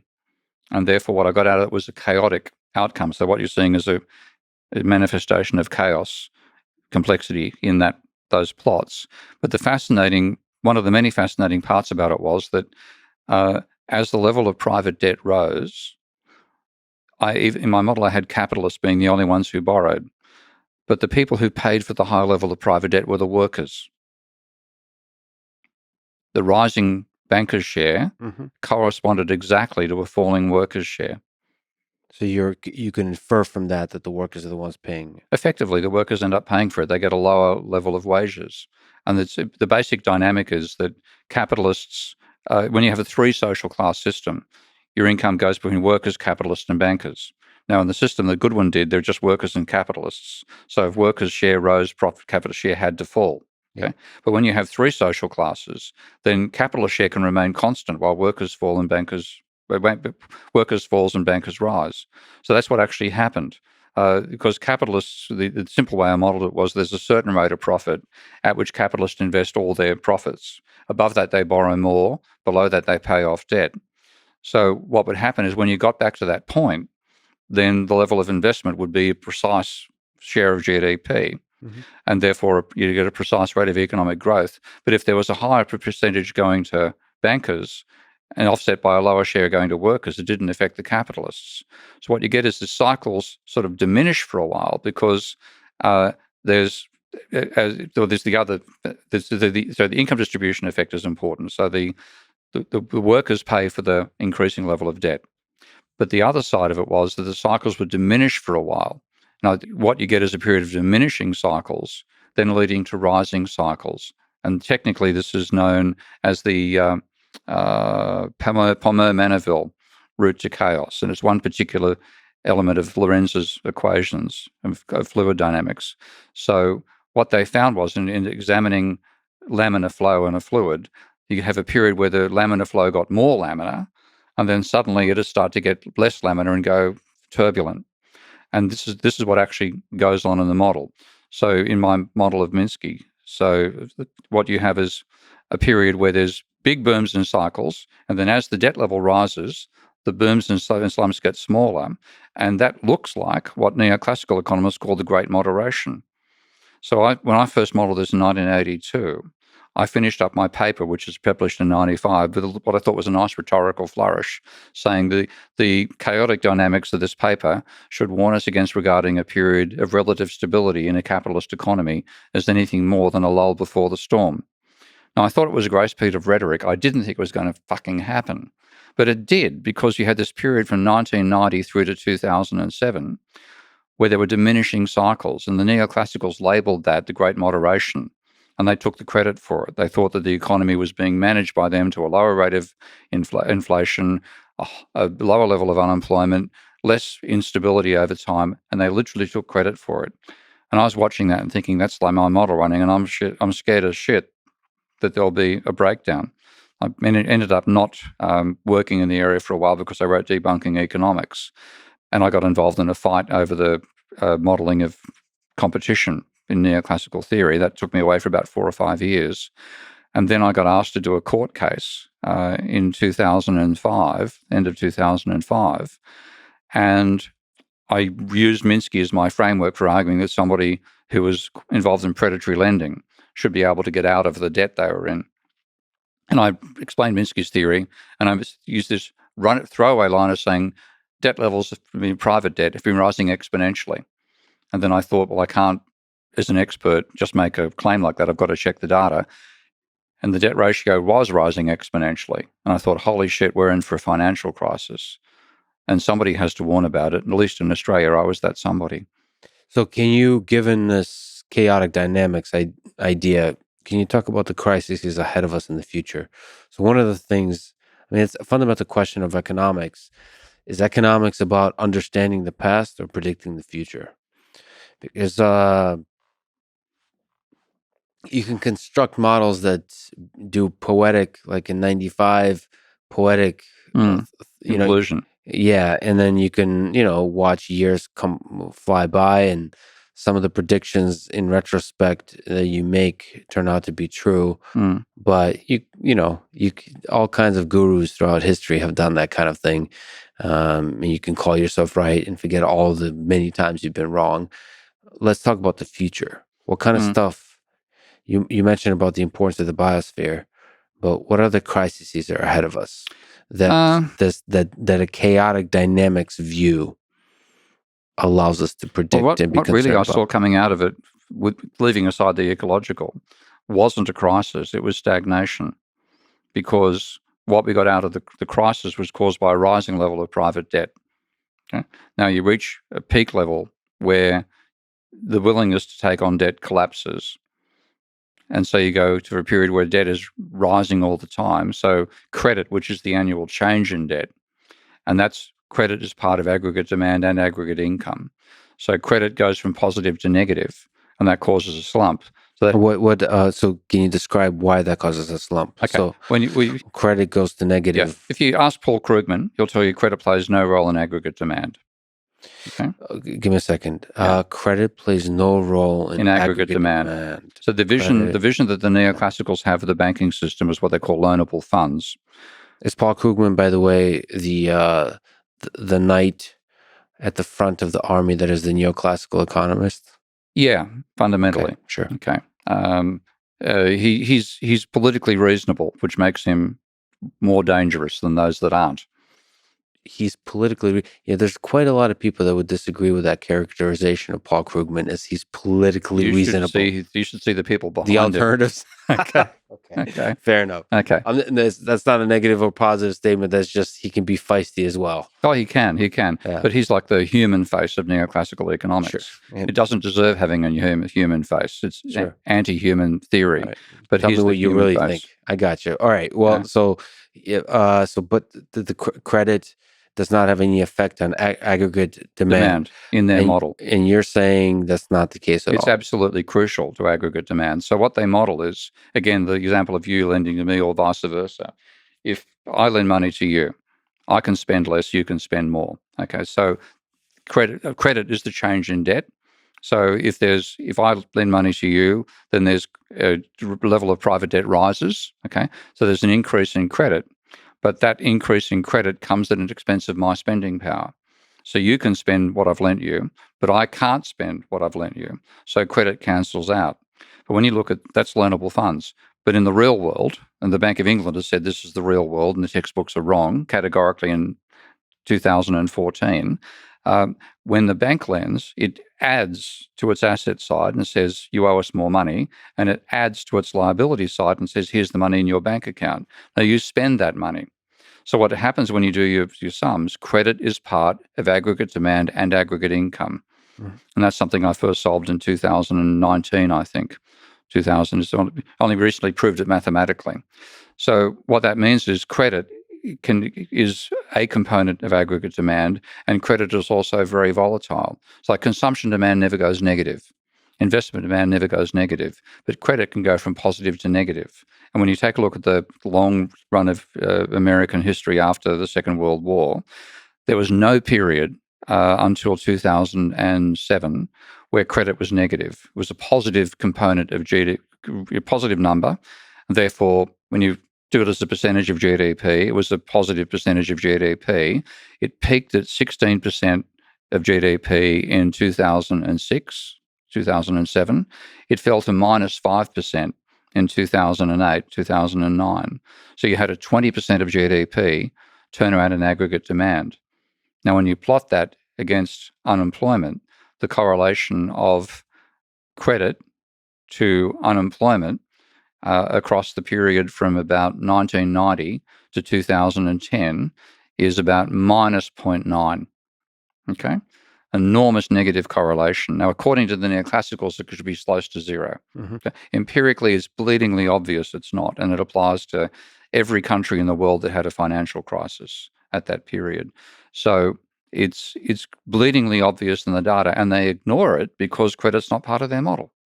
And you're saying it's causation. It's not just It is causal. Today we sit there is extremely high inflation. Mm. What what role does inflation play in this picture? Is a little bit of inflation good? We talked Yeah, about money creation at the beginning. What's a little bit of inflation good or bad? A lot of inflation good or bad? How concerned are a you little of about? it, a little of it is good for a simple reason that, like, again, it's taken me a while to get my head around this. But if you think about how people say, what are the functions of money? They say money, it's a unit of account. Yeah. So you're measuring. It's a means of exchange, okay, and it's a store of value, okay. Now, yes, okay, it has those three roles, but the last one is contradictory to the previous two, because, and this is where we see this with the Bitcoin phenomenon. If you want to hang on to money as a store of value, then if prices are falling, the value of money is rising. And it's actually in your interests as a store of value to hang on to it and not spend it. Okay. So that contradicts its role as a means of exchange. Now, if you have money which depreciates, and this was actually tried in the Austrian town of Wargl during the Great Depression, if you have money that depreciates, then if you don't use it, you lose it fundamentally. So it has a high rate of circulation. So there's a monetary theorist called Silvio Gesell, and he wrote this proposal that money should depreciate. And he was ridiculed and opposed and derided, but Keynes said he was a great intellect. And the mayor of the town of Wargl in Austria during the Great Depression was facing an unemployment rate of 25% pretty much. Germany had the worst experience in the Great Depression in the world. It was as bad as America, slightly worse than America. And so he thought, how can I stimulate demand here? So he produced a scrip which could only be used for buying goods and services in Wargl, and could be used to pay your local rates. But it was depreciated by putting a stamp on the money if you didn't use it. So what happened was people would pay their rates. They needed to pay the rates using this money, so the script. So they used the script, and because it depreciated, you'd use it rapidly. So people were using that money, this alternative to the Austrian shilling, and the economic activity in town took off, and unemployment fell to zero. And it was an absolute miracle, and everybody loved a Wargl experiment, and the Austrian central bank sued them for establishing an alternative form of money and shut it down. Unemployment went back up to 25% again, and Austria voted, 99.6% for the Nazis, something crazy number like that when Hitler marched in. Yeah. So the Wargl experiment showed that a depreciating currency led to a high rate of circulation. But of course, we're not talking Weimar Republic levels of inflation. So when you get that much inflation, and that's normally caused by, as the Weimar inflation was caused by, the reparation terms imposed on Germany, fundamentally by France at the Treaty of Versailles, they paid a large part of that with just basically printing the notes, and you went into this crazy period of hyperinflation. So hyperinflation almost always occurs when there's a massive destruction of physical resources, and the monetary authority tries to paper, literally, over it, and then you get hyperinflation. That's total social breakdown. So a moderate level of inflation inspires the means of exchange usage of money, but undermines the store of value usage of money. And that dilemma is why we have this antagonistic attitude towards inflation. Yeah, I mean, you're describing as a tension, but it's nevertheless is like money is a store of value and a means of exchange. And I don't, to push back, it's not necessarily that there's a tension. It's just that depending on the dynamics of this beautiful economic system of ours, it's used as one more than the other. Mm. If there's inflation, you're using it more for the means of exchange. If it's deflation, you're using it more for store value. But that doesn't, I don't see that as a tension. That's just a how much you use it for those different, like. But it ends up saying that overall, for a level of effective commerce, a bit of inflation is a good thing because that's depreciating the money slightly and encourage its use. Yeah, but so the argument that so Bitcoin folks use or gold standard folks, yeah, the HODL, yeah, well, again, HODL is not an argument. Is that having an inflation of 0 is actually achieving that balance. yeah. Right. So like But if they're actually in favor of negative, they want it to appreciate rapidly. And there's particularly negative inflation. The value of the money rising relative to commodities. That's what they want. That's the HODL philosophy. Well, that's more of like an investment. I don't know if that. Yeah, but that's more of investment philosophy than the fundamental principles of why they believe in cryptocurrency, in the enforced scarcity. It's a model. The concern there is that when you print money, the public policy is detached from the actual from value.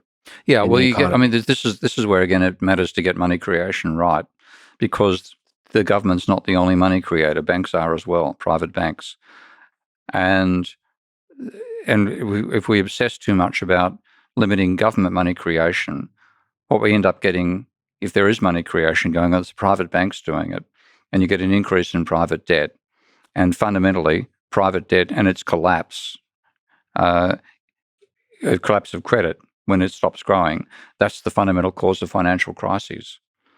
So yeah, but the question is, what's the cause for the collapse of the? Well, I think this is like the Austrian thinking leaves out the debt deflation, and that's like I think one of the most important papers ever written was by Irving Fisher, called The Debt Deflation Theory of Great Depressions. Fisher was somebody who accepted the neoclassical vision. He wrote the efficiency market hypothesis. He had his own PhD called the theory of interest. And in that, he argued effectively for a supply and demand analysis of the financial system. And he argued for equilibrium. He said when you're working with a commodity market, then the sale and the transaction and the exchange occur at the same point in time. When you're working with a financial market, then the exchange occurs through time. So he said he assumed that debts are repaid. All debts are repaid. And he assumed that equilibrium through time was an essential part of his assumption. And then the Great Depression comes along, and he has become a major shareholder in Rank Xerox because he invented the Rolodex. He's a tinkerer. And so he had taken out shares on margin, and he was worth about 100 million in modern terms when the Great Depression hit. And 90% of that was share market valuation. He'd taken out margin debt, just like everybody else. And with margin debt, you could put down $100,000 and buy $1 million worth of shares. So you got this huge leverage into debt. Now, when the financial crisis hit, the level of margin debt in America had risen from 0.5% of GDP in 1920 to 13% of GDP in 1929. It then fell to 0 again. That's why the stock market crash in 29 was so devastating, that scale of margin lending. And everyone was being wiped out. They were selling Rolls Royces for 20 quid. You literally have photographs showing people doing that because a margin call comes in. You've got to liquidate everything. Okay, so he said the danger is of a debt deflation is what we have to avoid. Okay, and that means you don't want too much private debt to accumulate, and you don't want falling prices, because the falling prices will amplify the impact of being insolvent to begin with. And that's what we saw in the Great Depression. It's partially what we saw in 2007, but we didn't have anything like the level of margin debt. Margin debt was reduced from 90% to 50% ratio after the Great Depression. So there were limits on how bad it was in 2007. But the danger is still that a period of deflation amplifies your debts. Okay, and I call it Fisher's paradox. He didn't write those terms himself, but he wrote a line saying the more debtors pay, the more they owe. Okay, and this is because you're liquidating to try to meet your own debts. When you liquidate, the price level falls. You will end up having a lower level of monetary debt, but a higher level of debt when you deflate it using the price level. So the biggest danger in capitalism is the debt deflation, far more dangerous than inflation. And the cause of debt deflation is? Too much lending, too much bank lending, too much private money creation. And if you take a look at the 1920s, Calvin Coolidge explained the boom of the 1920s on his surplus. He said, my government running a surplus of 1% of GDP, pretty much from 1922 through to 1930, is the foundation of our stability. It should be continued. What he didn't look at was that over that same time period, on average, Americans were borrowing 5% of GDP per year from the private banks. So you had a housing bubble at the beginning of the 1920s, which Richard Vague covers beautifully in the A Brief History of Doom. And then you had this huge rise in margin debt as well, gigantic increase in margin debt. So all this borrowed money was being spent into the economy, and this is where credit becomes part of aggregate demand. And it's both not just for goods and services, it's also for shares and houses and so on. So a huge valuation effect. But then when the margin debt turned around, when people would not take out margin debt anymore, the demand for margin debt disappeared, and then it was what we call badly a positive feedback loop. It's actually an amplifying feedback loop, Right. And that caused a collapse. So what elements of that do you see today that we need to fix, and how do we fix it? We have to regard the level of private debt as a target of economic policy just as much as the rate of inflation or the rate of unemployment. What is the moderate amount of private debt that's good? I would say something of anywhere between 30 and 70% of GDP. What is it currently? In America, it's 170%. Nice. Of GDP. Of GDP. Oh, that's nice. I've got, we will have to look after we talk, but I can show you the data in this, and it is just this huge increase in private debt. Yeah. That first of all caused the boom, but then financing the credit ultimately causes the slump. And so if we remove the rate level at which debt can reach, and we stop speculative lending and base heavy lending for both innovation, investment, and essential consumption items, we won't have the slump. On the other side, we can get rid of financial instability. We can't stop financial cycles, but we can stop financial breakdown. And so we should really be focusing on the instability and getting that under control. Yeah. By the way, as you point to your laptop, my laptops, I have a lot of not, how many computers do I have? But I have a lot of them. But my little Surface, whatever the heck this thing is getting definite size envy. Because your laptop, you said, is 18-something inches. 18.4 inches. 18.4 inches. I don't think I've ever seen one that big, and I'll give the internet that one. All right. That's for the graphics. So it's a gaming laptop. It's basically a desktop. It probably weighs like 40 pounds. You have to... 8 kilos? 8 kilos. Let's see, you reckon 8 or... Oh, wow. Okay, yeah. Okay, yeah. 8 kilos, that's, you're you see the power pounds. Supply for it? It's over there somewhere. The power supply weighs about twice as much as your laptop. Yeah, and you have to power it on with a crank. Pretty close. You have to like pull. Is it gas powered or is it coal? Or well, I feel like it's a nuclear power station inside. Nuclear, yeah. A nuclear diamond in the back there. Okay, so let me, before I forget, just let me ask you about. We've covered brilliantly the nuanced disagreements you have and the wisdom you've drawn from Karl Marx, but there's also, like you mentioned in popular discourse, a kind of a distorted use of different terms, and one of them is Marxism. Yeah. Today, is there something you could just speak to about, increased use of that word, and is it misused? Does it concern you that there's a lot of actually young people that say they're sort of proudly Yeah, Marxist?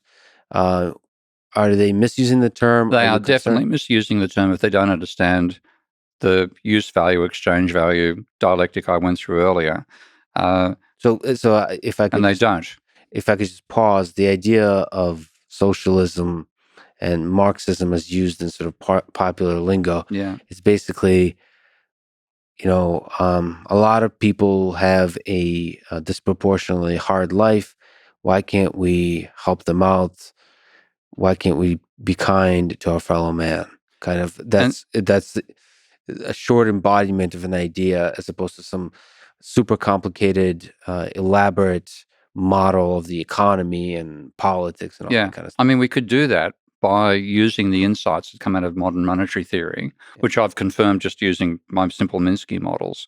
And that is that, to use the term, usually a feature, not a bug, a government running a deficit is a feature of a well functioning mixed fiat credit economy, not a bug. The government should normally run a deficit because that's how the government creates money.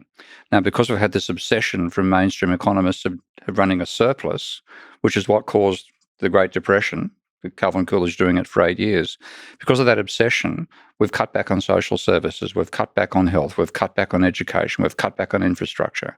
Now, all that stuff predominantly affects the poor because the rich can afford to buy it themselves. So if we had a economy which realised the government should run a deficit, it's a feature, not a bug, of a fiat money system. And that's where Elon's made one mistake recently. Okay, we're not going back to first principles. That deficit enables you to provide enough of a decent standard of living for those who don't come out on top in the capitalist game. Mhm. And with that, you wouldn't have the angst of the young people. Now, we still have the climate parameters within which we have to survive. But a decent level of government funding would mean the angst that you get where people say, I want to be a Marxist, and they've got what I call a cardboard cutout version of Marx in their minds, that wouldn't be happening. So it's potential to have a good society where the government runs a deficit that finances the needs of the poor, where the rich get enough to indulge and take care of themselves, and you don't get this breakdown. If you try to cause the government running a surplus, then the burden of that is borne by the poor, middle class and poor, and that will lead to the angst we're now seeing. Beautiful. That was a beautiful whirlwind exploration of all of economics and economics history. Let me ask you what you tweeted. I think Yeah, we are the opposite of ants: individually intelligent, collectively stupid. We need to develop systems thinking fast to counter our limitations. Um, that's really interesting. Do you really believe we're individually intelligent and collectively stupid? I do. So can you elaborate on? I mean, some of it is just cheeky tweets, but It's a cheeky tweet I've had in my mind for a long time. It's one that actually went moderately viral, not enough, but yeah. moderately viral for me. But nevertheless, what if you could analyze it as if it's some deep, profound statement Yeah. you made in a book? Well, the reason is that we are like incredibly individually intelligent. Things like these devices we're playing with now. That's the creation of individual That's minds. creative individual mind and a collective labor over centuries that led to this level of technology. And that has to be respected. It's incredible stuff. But at the same time, I think what humans are, if you want to distinguish humans from other species on the planet, we don't weave webs. Okay. We don't make bird calls. What we do is we share beliefs. Yeah. Okay. Now, And you don't think that's awesome? That's a You it don't think that's a catalyst for intelligent Yeah, it is a creation? catalyst, but what it means is we can delude ourselves as much as we can inform ourselves. So, because we share beliefs, we can do things in a collective way. And if we believe that we can, if we take the incantations of the witch doctors and we happen to have a couple of spears and things, we can go and attack the local herd, a tribe of lions and drive them out, and we become the dominant species. So it worked at the stage where we were in competition with other species on the planet. Now that we're the dominant species, then our beliefs get in the way. So you agree with Einstein, who said the there are only two things that are infinite: the universe and human stupidity. And he wasn't sure about the universe. And he wasn't sure about the right. That's right. And he wasn't sure about the universe. Yeah. So you think that the collective? I mean, there's an infinity to the destructive and the stupid, the inhumane that's possible when we humans get together. But it feels like there's more trajectories. There's more possibility for creation. There are. I mean, I think that's why we have to. I say if we were built around the idea that our role as a species is to maintain and extend life on the planet, and if not find it elsewhere, then seed it elsewhere. Yeah. Then that is a vision which makes us creative and confines the worst elements of our capacities to share beliefs. So that's what my hope is, that we'll reach that stage. But I think we've overshot it so badly that my real fear is we'll end up blaming technology for the type of world we find ourselves living in the next 20 to 50 years. So you think technology is going to be one of the part of the solution? Part of the solution, yeah. But but if we go through and blame it, which is quite possible, yeah, we'll blame the technology rather than blaming too much of the technology. And the too much comes down to what economists have told us, that we can just continue consuming infinitely on a finite planet. And Kenneth Boulding said that beautifully. He said, if somebody believes that you can have exponential growth on a finite planet, they're either mad or they're an economist. So you made a long journey, for which I'm deeply honored, from Sydney, this distant place. the Antipodes. There's myth. You've got to go there one day. You'd enjoy it. I will. I'm afraid if I go there, I will stay forever. And so, no, it's a bit too. There's more vitality back in this economy, so you'd come back. Okay, maybe. I'm not a fan of the economy or money or any of that. Nature calls me. Let me. So I'm honored that you make that trip. You've also said that while you're here in Austin, you're going to go to this American factory that makes cars here in Austin, and also visit Starbase. Yep. So let me ask you about expanding out into the universe. Is that something that excites you? Yeah. You mentioned about the economics of it. Do you think what do you think Marx would think about this? Like, what economically speaking, what is this? Is it a good thing? I think it's a vital. We can have capitalism in outer space far more successfully than we can have it on the planet, because we don't face, when we dump the waste, it ends up in the sun. Not a problem. Okay, so it means the potential. We don't undermine our own productive capacity if we're doing it in outer space. So the destructive element of waste has a lesser impact in outer far space. lesser. Yeah, I mean, who cares if we throw a bit of our iron back into the sun again? It'd take a fair bit of it to turn it into what would be the next stage. It'd be a red giant, and we have to get away, because as a red giant at some stage, the sun will head up past the orbit of Mars. I think certainly past the orbit of Earth.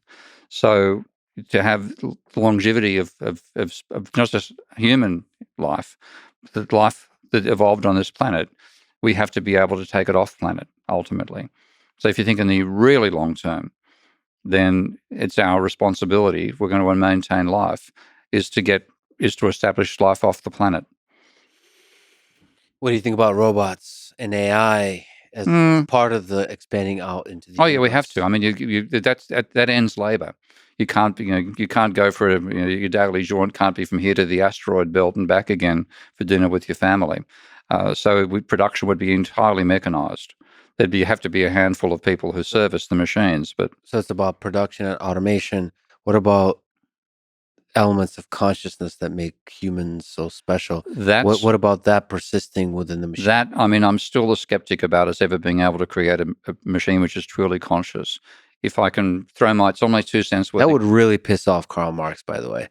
If we create machines that are conscious. Exactly. This is actually part of there's two good logical arguments against the labor theory of value. One of what it becomes, machines become intelligent. And the other was that if the declining rate of profit applies in socialism, it'll apply as a rate of accumulation. In capitalism, it'll apply as a rate of socialism as well. And a guy called Khalid made that argument. So his argument was just unsound.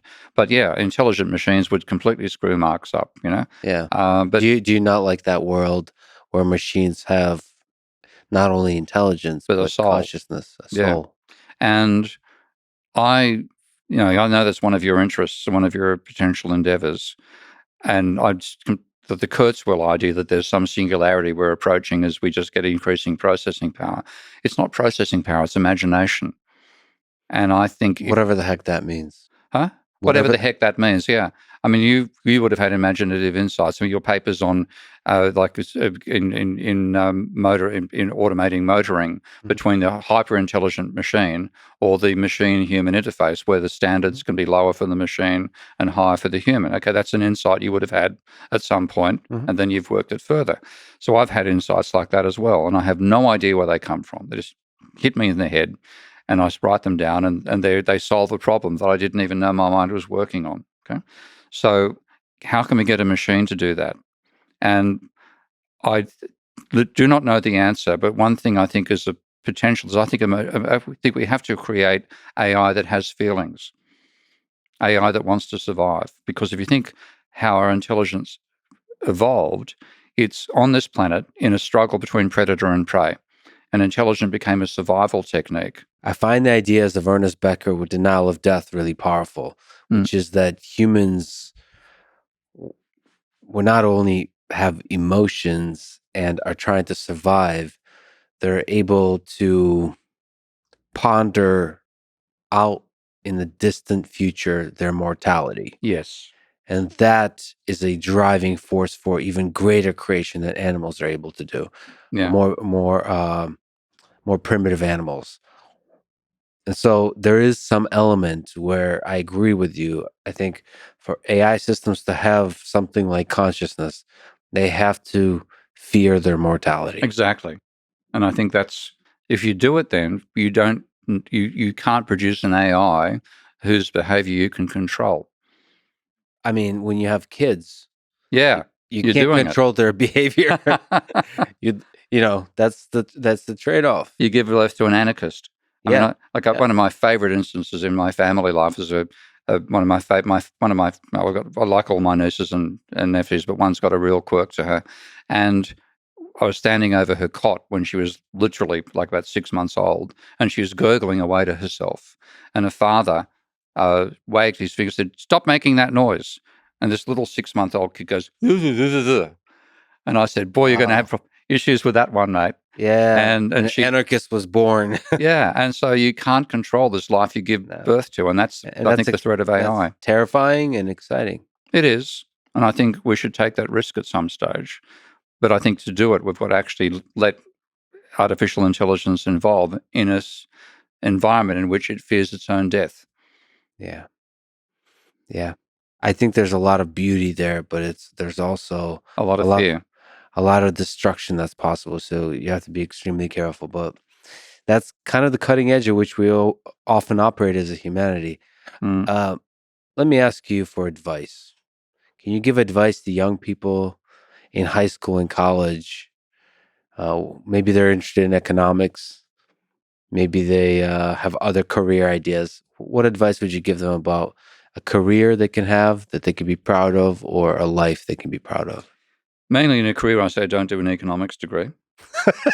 Okay, I say if there's you there's a little book, uh, econ comics, Econ Comics, taking the con out of economics. So they should start with that, and then say screw it to an economics degree. yeah, because what you learn is an obsolete technology. Learning economics at a university is like learning Ptolemaic astronomy. Hmm. Okay, Earth-centric equilibrium, um, epicycles being added to make your models fit the data So it's not that economics is not a discipline worth deeply studying. It's that the university education around is so economics bad. is bad. Yeah, so I'd say learn system dynamics. Do a course in system dynamics, which you can apply in any field, and then apply what you learn out of system dynamics to the issues of economics, if that's what interests you. So get a sort of base engineering Yeah, education. a basic engineering education. That is far better than doing an economics degree. In terms of life, my life is pretty chaotic in many, many ways. My friends and family will tell me that every opportunity. But the thing is, I once had this. I'll tell you an example of a really funny incident that occurred to me, because I led this student revolt at Sydney University, as I mentioned, when I was 20 years old. This is great. And then in my, I think about 28 or so, I went to a restaurant one night and I found a bunch of guys, all guys, who'd done accounting at the university, but had also been part of the student revolt. So they hadn't seen me for about a decade, and they said, "What have you been doing, Steve?" And I talked about what I'd done. So I'd been a school teacher for a while. I then worked in overseas aid. I was doing computer programming at the time, and I'd forgotten what else I was doing at that point. So I explained it to all of them. And they were at a Bucks night, one of them having a wedding, coming up the next week. And one of them said, "I wish I'd done that." And there was silence around the table. It was obviously silent agreement. And I looked at them and said, "Hang on, guys. Look at the downside of my life. You're getting married. I don't have a girlfriend right now. You've all got secure jobs. I'm unemployed. Okay. You own a house. I haven't even got a car. Look at the downside of my life." And the bloke who was the kingpin of that group, they're a very innovative bunch of guys in the student revolt. So he said, "Steve, we would still all rather have done what you have done." And they did accounting because it was safe. You always get a job. They were bored shitless. Did you have a sense that the chaos you're always jumping into was dangerous, or was it just the pull of it that... I simply couldn't not do it. Yeah. There was part of me that I couldn't swallow this economic stuff. Once I was exposed to why it was so wrong, then I was on a crusade to make it right. And that's been part of my nature all through my life. I don't know why. So it wasn't that I made a choice to do it, it's that I couldn't be true to myself without doing it. And I find a lot of people get caught in a life where they're doing it because it works for some financial or other reason, but they're not being true to themselves. And as messy as my life is, as much shit I've got myself caught up in, and there's a lot of that in my personal and financial life right now, which is a pain in the ass. I would rather have had that nature than not. You would rather take the pain in the ass than not. Yep. Let me ask a dark question. What's the darkest place you've ever gone to in your mind? So in all that roller coaster of life, have there been periods where it's been really... I've had to cope with depression in the last 5 years since I started reading neoclassical economists on climate change. Okay, sorry to got to come back to that one. So that's where my wife's going to come into this story. So I was reading Richard Toll, a paper from 2009 called "The Economics of Climate Change," Journal of Economic Perspectives, I think. And I read this section where he says that one of the ways they tried to calibrate what climate change was due is they assumed that the relationship between GDP and temperature over space would apply over time as well. Yes. And I read that and thought, that is so fucking stupid. Because all it's saying is that if there's a 10-degree temperature difference between New York and Florida and a 20% difference in income, then a 10-degree increase in temperature will cause GDP fall by 20%. It is so insanely stupid. So when that read that line, I just did this. I was in shock at how stupid it was. My wife, who's Thai and brings in treats for me all day, walks into the room and says, and she speaks in a staccato English and says to me, why are you like this? And I said, I'm just doing this work on climate change. And she interrupts me and says, "Oh, why you do that stuff? Nobody's interested in climate change. You can't do anything to change it. If we die, we die." And that's very zen. Perfect Buddhist grounding, And I thought, well, I can't argue with her again. So that sort of stopped me on the depression. But that's the darkest point when I looked at it and I thought that this arrogance, this stupidity, this humbug in the economists meant that we were potentially jeopardizing the lives of billions of people and Christ knows how many other life forms. And having that knowledge is the most depressing experience of my life. That ideas, simple models, combined with arrogance, can lead to the potential destruction of human civilization. That was a very heavy... And then your wife came in with... and broke me out of it. Nature wins in the end.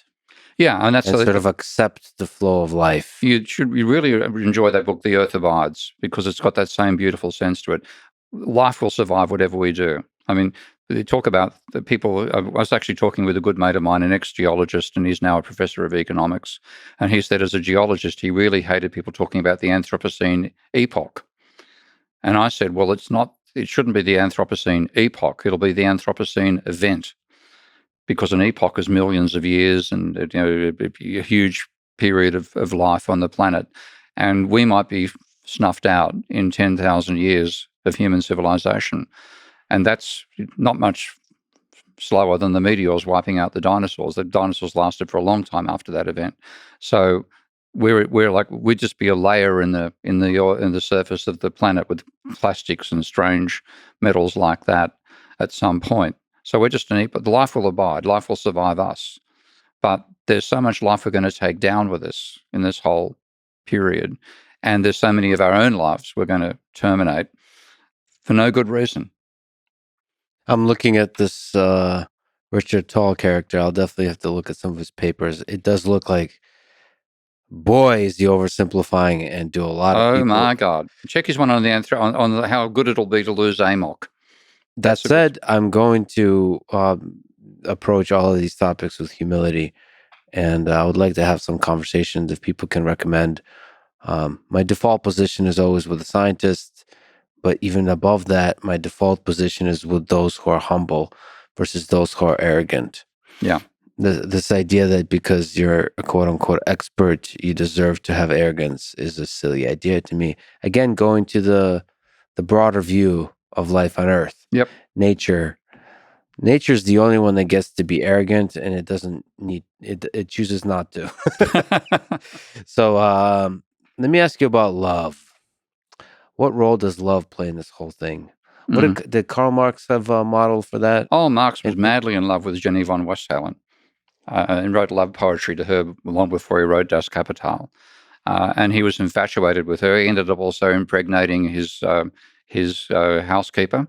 So there's a son of Karl Marx, who was the son of the housekeeper, not the Jenny. There are numerous daughters. So he was he had a complicated view of love. Oh yeah. There's a dialectic on love there. He had an idealistic view with Jenny, and like he was rejected because he wasn't not by Jenny. She was madly in love with him as well. So it was a real passionate love affair from the very outset. But then, of course, you have children. Lots of them die. There's a huge amount of tragedy in his life as well. He and Jenny were forced out of Chelsea by a cholera epidemic. My vision for London back in the 1850s and 60s was Calcutta in the 1970s. That's really what life was like. So there's a lot of hardship in his life as well. And he was always poor. So only Ingalls kept him alive financially. He applied for one job outside of he never got an academic job. He was pushed out of Prussia as a newspaper author, but he also he applied for a job as a clerk in the British railway system, was turned down because they couldn't read his handwriting. So I think I'm a bit similar there. So yeah, there's a lot of love and passion. But in general, what do you think is the role of love in the human condition? It's vital. It's that feeling of passionate desire and respect for somebody else. And there's perverted forms of love as well, so I'll leave that out. But somebody having a really deep bond which goes beyond just sexual attraction. Like I've had that 4 or 5 times in my life with different women at different times, and I've stuffed up the most important one very early on. But that feeling is incredible, yeah. And you couldn't have life worth living without that. So it's an essential part of who we are. But what we have to do is to transfer it not just to the rest of our species, but to all the species. And that's, I think, what's vital. And how do we maintain that over generations? And I think that idea that we can actually hang on to that general sense of respect and not lose it again, because the amount of life we've terminated on this planet, the warlike side of humanity, that is too much of a defining feature of our species. It's the opposite of love. It's hate, but it's pleasure in inflicting pain on others. When you see people killing others in a warlike environment, they're enjoying themselves. Okay, It's rarely, sometimes it's self-defense, but when I've spoken to people who've been involved in combat and been involved in riots and said, when you see somebody rioting, bashing people up, they're enjoying themselves. It's not anger they're feeling, it's pleasure. Yeah, there's a dark aspect to human nature. Very dark. But there's also the capacity to rise above that. And I think, like, I put us on a spectrum between chimpanzees at one extreme and bonobos at the other. Yeah. We're too close to the chimpanzees, you know. And bonobos are just having fun, having lots of sex. Every time they do anything, they fuck first and do the work later, and then fuck afterwards to celebrate, Fuck first, ask questions later. It's like that Scent of a Woman, one of my favorite films, where Al Pacino gives advice to a cat. He says, when in doubt, fuck.